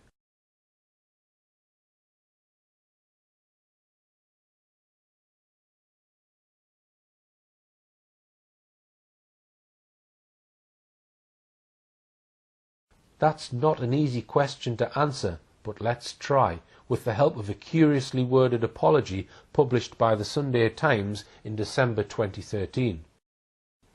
What was this apology, and how did it come about? The BBC Crime Watch programme, which we'll examine shortly, went out on the 14th of October 2013. The EFITs, apparently produced by Henry Exton, were the highlight of the entire broadcast. Exton, it seems, was incensed and complained to the Sunday Times. Here's part of the original Sunday Times article published on the 27th of October, less than 2 weeks after the Crime Watch McCann special. Madeleine clues hidden for 5 years. The new prime suspect was first singled out by detectives in 2008. Their findings were suppressed. The critical new evidence at the centre of Scotland Yard's search for Madeleine McCann was kept secret for 5 years after it was presented to her parents by ex-MI5 investigators. The evidence was in fact taken from an intelligence report produced for Jerry and Kate McCann by a firm of former spies in 2008. It contained crucial EFITs of a man seen carrying a child on the night of Madeleine's disappearance, which have only this month become public after he was identified as the prime suspect by Scotland Yard. A team of hand-picked former MI5 agents had been hired by the McCanns to chase a much-needed breakthrough in the search for their missing daughter Madeleine. A report produced by the investigators was deemed hypercritical of the McCanns and their friends, and the authors were threatened with legal action if it was made public. Its contents remained secret until Scotland Yard detectives conducting a fresh review of the case contacted the authors and asked for a copy. They found that it contained new evidence about a key suspect seen carrying a child away from the McCann's holiday apartment on the night Madeleine disappeared. This sighting is now considered the main lead in the investigation. EFITs taken from the report were the centrepiece of a Crime Watch appeal that attracted more than 2,400 calls from the public this month. One of the investigators, Henry Exton, whose work was sidelined, said last week he was utterly stunned when he watched the programme and saw the evidence his team had passed to the McCanns 5 years ago presented as a breakthrough. Exton said they had focused on the Smith sighting, travelling to Ireland to interview the family and producing EFITs of the man they saw. Their report said the Smiths were helpful and sincere and concluded the Smith sighting as credible evidence of a sighting of Maddie. Their report was delivered to the McCanns in November 2008. This report by the Sunday Times Insight team was very clear. Exton was saying that the Smiths were credible people. They helped him to draw up 2 EFITs. The McCanns knew about these EFITs before November 2008 and were handed a report about the EFITs in November 2008. Yet, said the Sunday Times, the McCanns had done nothing about it for a whole 5 years. It was a serious accusation, much too serious for the McCanns to ignore. They sued the Sunday Times for what they said was a gross libel of them. This led to a small and very curiously worded apology printed some weeks later by the Sunday Times. Let's now look at exactly what it said. In articles dated October 27, Madeleine clues hidden for 5 years and investigators had EFITs 5 years ago, we referred to EFITs which were included in a report prepared by private investigators for the McCanns and the Fund in 2008. We accept that the articles may have been understood to suggest that the McCanns had withheld information from the authorities. This was not the case. We now understand and accept that the EFITs had been provided to the Portuguese and Leicestershire police by October 2009. This apology was not enough for the McCanns. They carried on with their libel action, eventually forcing the Sunday Times to pay them £55,000 damages, plus of course their legal costs. The one factual statement we are interested in is this. The McCanns claim that they provided these EFITs to the Portuguese and Leicestershire police by October 2009. Exton, as quoted in the Sunday Times, said he handed the report to the McCanns in November 2008. No doubt he would have told them about the EFITs as soon as he had produced them much earlier in the year. After all, the McCanns were paying him and the serial fraudster Kevin Halligan for his work. The McCanns say they provided the EFITs to the Portuguese police. Why have they not given us the actual date they did this? The same applies to their claim to have handed these EFITs to Leicestershire police. On what date did they do this? It seems they haven't told us. Also, the Times uses the curious phrase that they sent these EFITs by October 2009. This could mean anything. It could mean that they sent them a year earlier, or it could mean that they waited until the last day of October 2009 to do so. Why do we not get a clear, open answer from them? What we can draw from this is that the McCanns may indeed have sat on these EFITs, that is, withheld them from the police for about 18 months. The EFITs were probably produced in around April 2008, but only by October 2009, 18 months later, it seems, had they provided these EFITs to the two police forces. Why did they delay passing this apparently vital information to the police at all?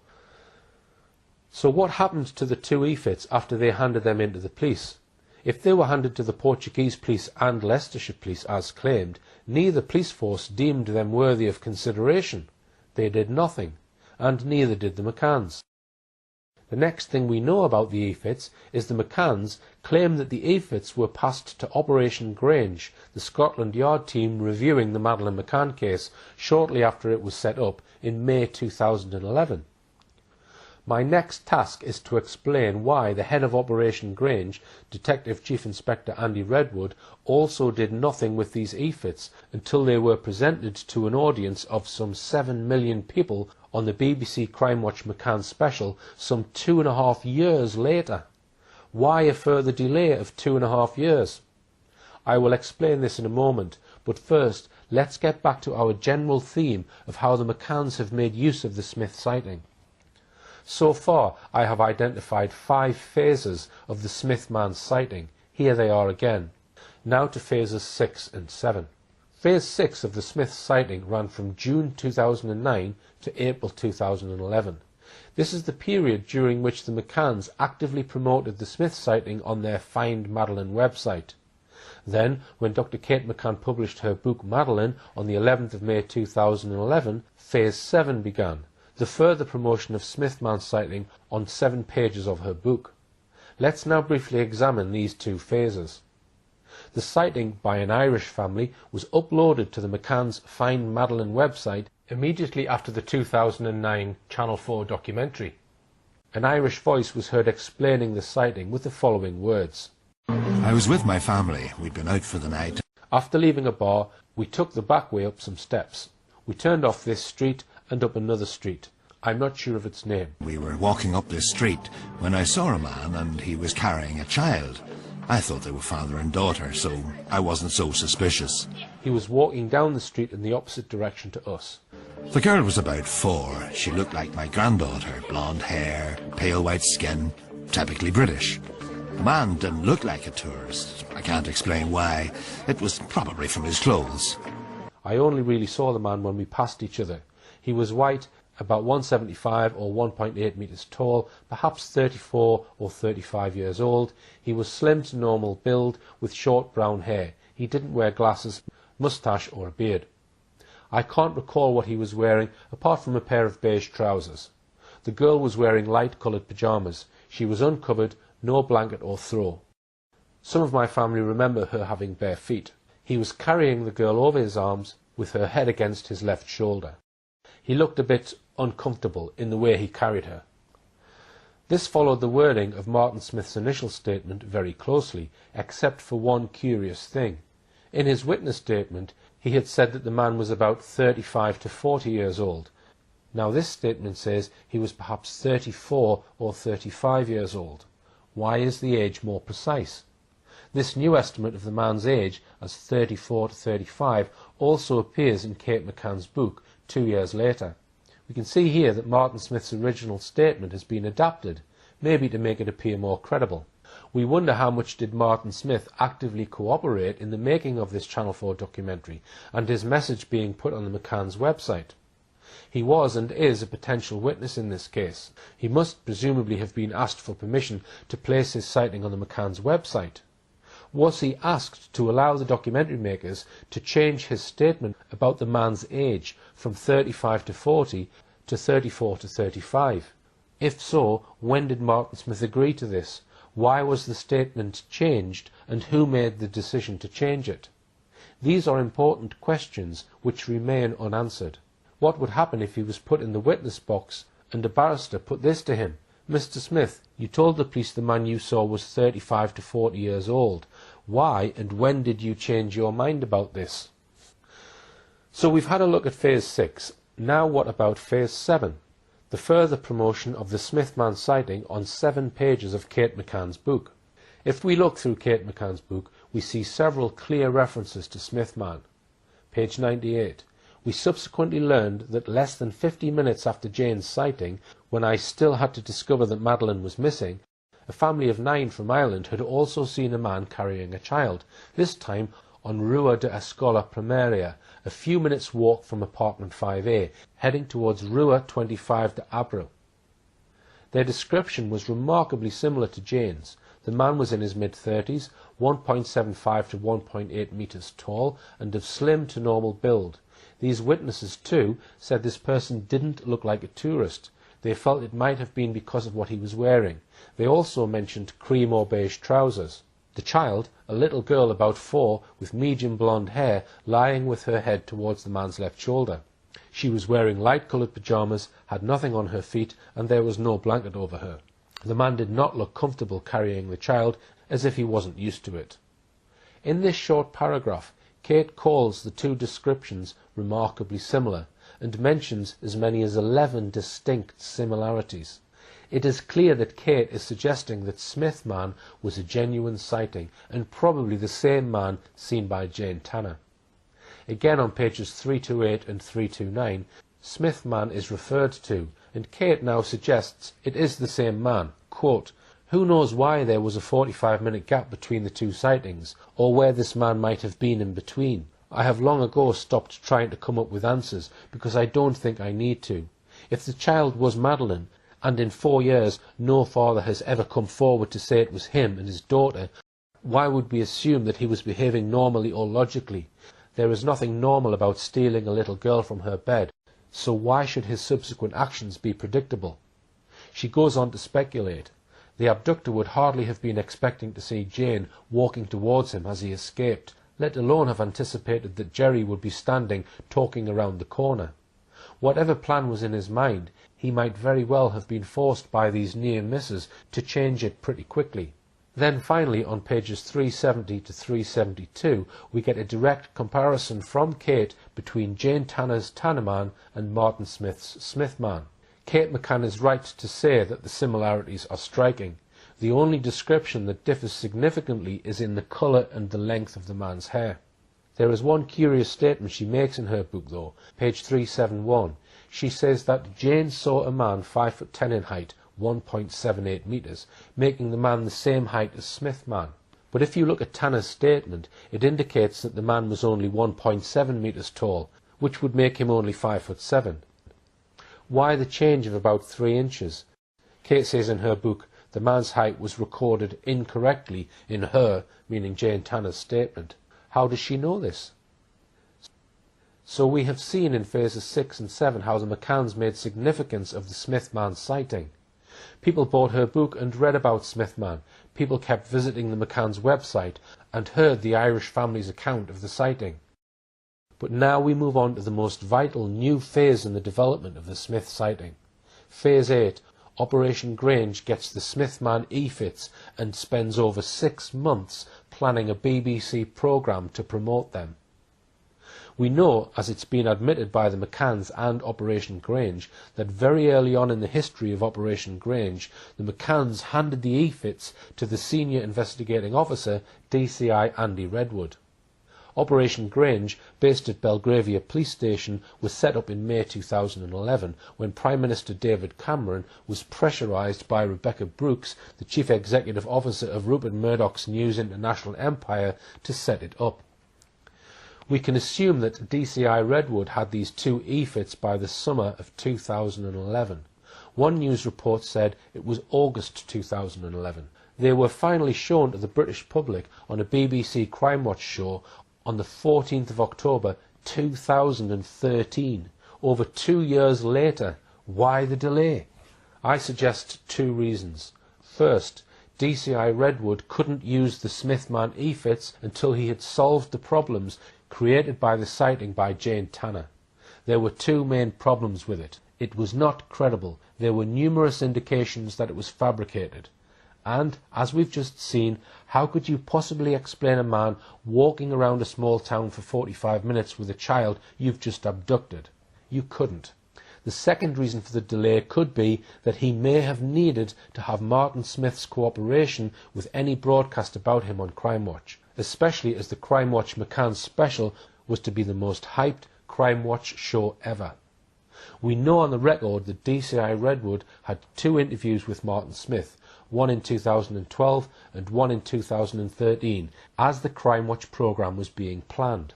We don't know if these meetings took place by DCI Redwood going to Ireland or Martin Smith flying to London. We don't know if any other members of the Smith family were present at these 2 meetings. What we can be almost sure about is that DCI Redwood would have discussed with Martin Smith the 2 EFITs he now had in his possession, and one would assume Redwood would have shared with Martin Smith exactly what he was going to say about the Smith sighting on the Crime Watch programme. Strangely, although DCI Redwood made a huge deal of the EFITs and made reference to the sighting by an Irish family, he did not actually say on Crime Watch that the Smiths produced the EFITs. I'll come to that in a moment.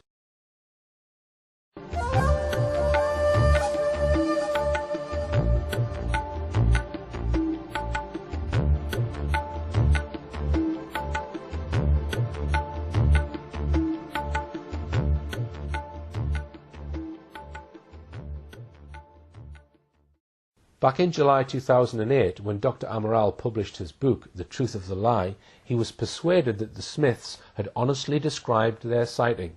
He also tended to believe Martin Smith when he claimed to have recognised Jerry McCann as possibly the man he'd seen carrying a child on the 3rd of May.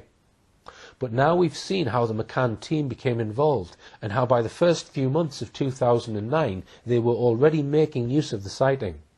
Then in 2011, in her book, we saw how in a number of sections of her book, Madeleine, she openly suggested that the men Jane Tanner and Martin Smith said they saw were one and the same. Smithman was being actively used by the McCann team. Gonçalo Amaral had believed that Smithman might well be Jerry McCann, but now the McCanns were strongly suggesting he was the abductor. And now we move on to consider the last phase of Smithman, Phase 9, October 2013, Smithman revealed by Scotland Yard as the chief suspect. Let's now look at the relevant part of the transcript of the BBC Crime Watch McCann special on the 14th of October 2013. Madeleine and her siblings, Sean and Emily, were staying in the front bedroom, which looked out onto the front car park. Madeleine was in a bed and the two children were in travel cots between Madeleine's bed and the bed that was nearest to the window. The careful and critical analysis of the timeline has been absolutely key. Primarily, we're focused on the area between 8:30 and 10. We know that at 8:30, that was the time that Mr. and Mrs. McCann went down to the tapas area for their dinner, and we know that at around 10 p.m. that was when Mrs. McCann found that Madeleine was missing. One of the most pivotal events on the timeline was Jane Tanner's sighting of a man carrying a child. He was walking in this spot just meters from where Madeleine had been sleeping. This man was widely thought to be Madeleine's abductor, but the team was taking nothing for granted. One of the things that we picked up very quickly was the fact that there was a night creche that was operating from the main Ocean Club reception, and 8 families had left 11 children in there, and one particular family we spoke to gave us information that was really interesting and exciting. In fact, I would say it was a revelation moment when, having discussed with them what they were doing on the night, they themselves believed that they could be the Tanner sighting. The British father had collected his 2-year-old daughter from the creche. He had been walking near the McCann's apartment. This is the actual photograph taken by Metropolitan Police officers of the man dressed in the kind of clothes he wore on holiday.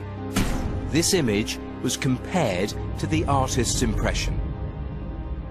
It is uncannily similar, and we know the pyjamas that their child was wearing, that it is, again, uncannily striking the similarity. So what you're saying is that the timeline that everyone was working on for years in this case was wrong? We're almost certain now that this sighting is not the abductor. But very importantly, what it says is that from 9:15, we're able to allow the clock to continue to move forward. And in doing so, things that have not been quite as significant or received quite the same degree of attention are now the centre of our focus. This was an enormous discovery for the team, an innocent explanation for the suspect who'd been at the centre of the case for 6 years. Their attention quickly turned to another sighting, which could now be the key to the entire mystery. It was here at 10 p.m. that an Irish family witnessed another man carrying a child. They saw him come down the hill from the direction of the Ocean Club, heading that way towards the beach. Could this have been Madeleine and her abductor? So, Redwood had effectively claimed to the British nation that he had traced, identified and eliminated the chief suspect, Tanner man. He was almost certain, he told Crime Watch viewers.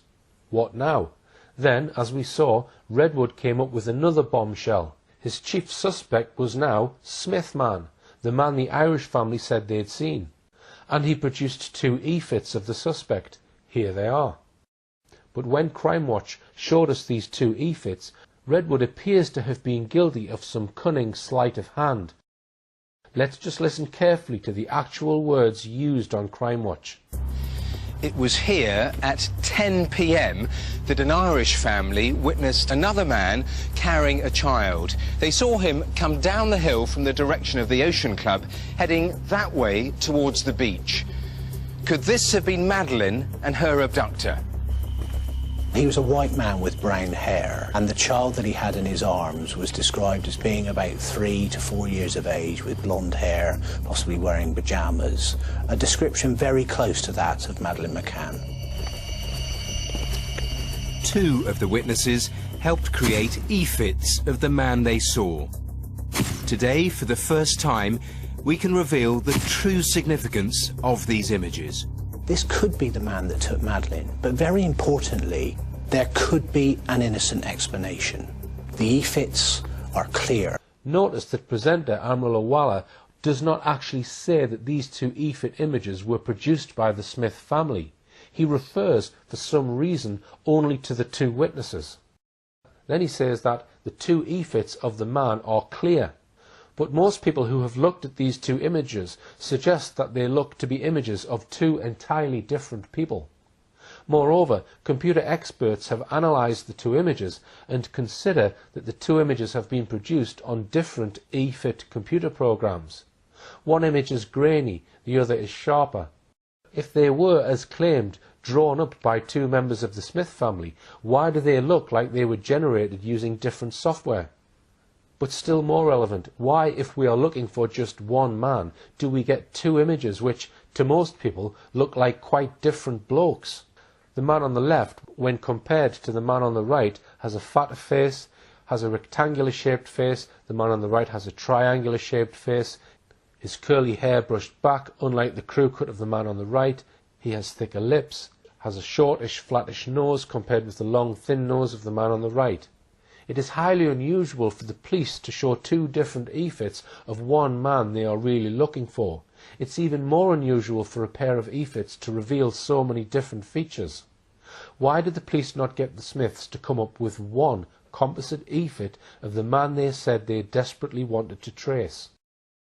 But on top of that is the question of how an EFIT could have been constructed, bearing in mind the Smiths' initial statements.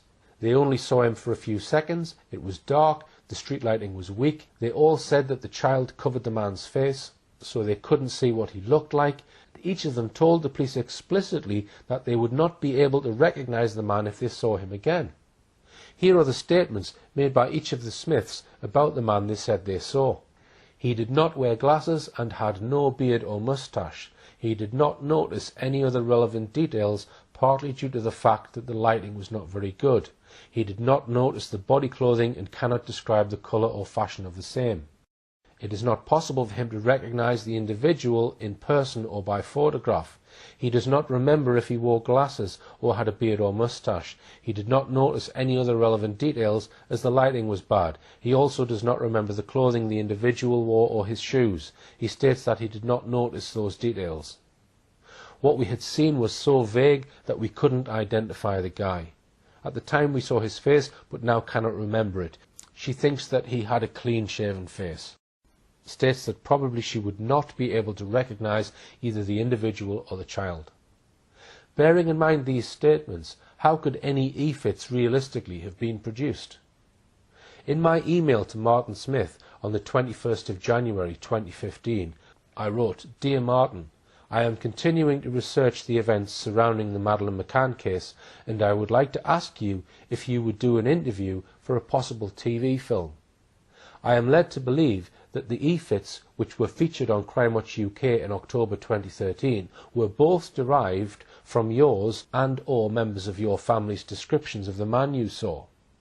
There is some confusion about these EFITs, not least the fact that they were never released until 5 years after they were produced. Would you be willing to be interviewed just to clear up what the sequence of events was after you had the sighting? If you are unable to do an interview, can you tell me in an email, 1. Who asked you to do the EFITs, 2. Which organisation drew the EFITs, 3. When were the two EFITs done and were they done at the same time and place, 4. Which person in your family was the witness for each of the EFITs, 5. Did you expect the EFITs to be made public when you made them, 6. Did you think it strange that they were not made public?" To date, I have had no response from Martin Smith. Now let's move on to consider the blurry image of the man allegedly found by DCI Andy Redwood, the man said to be carrying a child home from the creche, the man, so DCI Redwood told Crime Watch viewers, who was the man Jane Tanner really saw. The first point we might ask is, where had he been for the last 6.5 years? He was allegedly in Praia de Luz at the time. He must have been fully aware of all the publicity about Madeleine. He must have known that Jane Tanner had claimed to have seen a man carrying a child near apartment 5A at exactly 9:15 p.m. He probably saw, or was at least aware of, all the documentaries about Madeleine, all the news items, the TV interviews by the McCanns on such programmes as Oprah Winfrey and Piers Morgan. To say the least, this raises a major question about the validity of DCI Redwood's claims about this unnamed man suddenly having come forward after 6.5 years. Let's look back for a moment exactly what the Crime Watch programme told us about this man who'd suddenly contacted DCI Redwood. One particular family we spoke to gave us information that they themselves believed that they could be the Tanner sighting. The British father had collected his 2-year-old daughter from the crash. He had been walking near the McCann's apartment. Crime Watch also told us that in the blurred photograph of him, the man was dressed in the kind of clothes he wore on holiday. Not only that, but we were told that his 2-year-old daughter was wearing pyjamas that were uncannily, strikingly similar. The coincidences are simply amazing. But let's also consider this. DCI Redwood speaks of a family being on holiday. It's reasonable to assume that the man's wife or partner, the child's mother, was with him on holiday. Where was she when this man was allegedly carrying this toddler back to his holiday apartment? Why did he not have a buggy or a pushchair?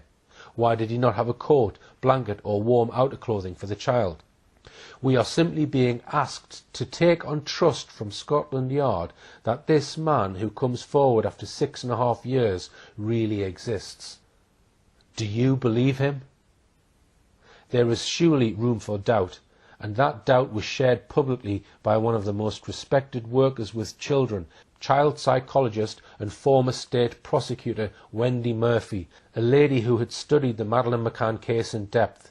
Here she is on Fox News giving her opinion on Scotland Yard's attempts to find yet another mystery abductor in the case. Help solve the mystery of what happened to Madeleine McCann. She, of course, is the 3-year-old British girl who disappeared while on vacation more than 6 years ago.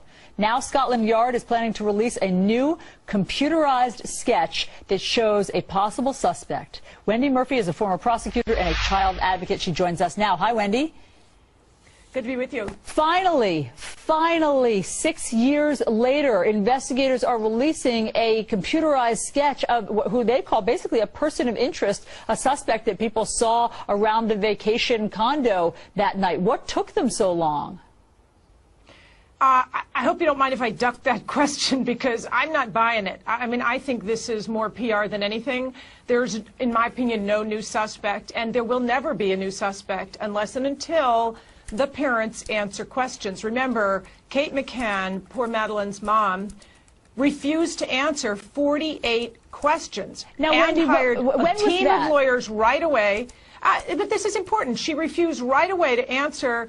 She hired lawyers right away, refused to answer 48 questions. Things like, what did you see when you walked into the room where your child was supposed to be sleeping? I mean, I am so not interested in being dragged down a rabbit hole about fake suspects. Now, and I think this is all related to a civil suit now underway in Portugal. The McCanns sued the former police chief for defamation. Because he wrote and now this Kate book, this alleged tell-all book. Yes. But Wendy, hold on. Let me tell you the other side of this. Because there's a lot of evidence on the side of the parents being completely innocent as well. They say that the Portuguese police never took the case seriously. They never did the kind of investigation that we certainly would have done here in the United States, which is talking to other people at the vacation, where they were vacationing in Portugal. Furthermore, Kate and Jerry, the parents, have appealed to their country's Prime Minister, David Cameron, for help on this investigation. Is that something you do if you're trying to stay under the radar and you feel guilty? Do you hire the nation's biggest defense attorneys, PR firms, and refuse to answer questions? The Portuguese police did a very good job, and the PR misinformation, especially in this country, is doing a disservice to this poor little girl who is dead, I believe, and has no voice. The libel suit currently underway in Portugal is important because the McCanns sued that ex-police chief, claiming he lied about them in his book. Now Kate McCann wants to testify in writing because she doesn't want to submit to cross-examination. I think this is all related to that, and this whole "we have a new suspect" thing is part of them again trying to distract attention from the fact that as parents of a missing, probably dead child, what are you doing not answering questions? Crashman served Scotland Yard's purposes. They had got rid of the embarrassing sighting by Jane Tanner, widely regarded as fabricated. Now they had got that out of the way, they could change the window of time during which the alleged abduction happened from 5 minutes to more like 50 minutes. And they had a brand new abductor, Smith man. But in this film, we've traced this series of 4 alleged abductors and found all 4 with inconsistencies. First, we considered Zagres man. We showed that the claim by Nuno Lourenco that Krakowski, on holiday from Poland for a week, had tried to snatch his daughter lacked credibility. It seemed he couldn't recall on what date it was supposed to have happened, and he didn't bother telling the police about it for days. We exposed the attempt to suggest that the McCanns were also in Zagres, and that Krakowski had seen Madeleine there as no more than a media invention, completely unsubstantiated. Then we saw the evidence that Jane Tanner's statement may have been fabricated and seemingly based on the same description that Nuno Lourenco gave about Krakowski. Next we saw that the sighting of Smith man by the Irish family had numerous problems, not least why it took so long to report their sighting, and the later enhancements to the sightings made by them or by others. Finally we have examined the unlikely creche man, which is a tale full of improbability and the most unlikely coincidences.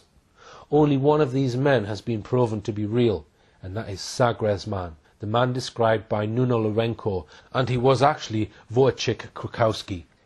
Is it possible that Nuno Lourenco, primed by others, deliberately invented a tale about an attempted abduction of his daughter? Is it possible he told his unlikely tale to the Portuguese police on the morning after Jane Tanner described her sighting, in order to try to convince the police that there was an abductor? Especially when one considers all the evidence in my previous film, there probably never was an abductor at all. It certainly seems that way. Was the description of Smith man another fabrication, and why was it almost identical to the descriptions of Zagres man and Tanner man? After all, apart from these 4 alleged abductors, what other evidence of an abduction do we actually have? To my knowledge, there is none.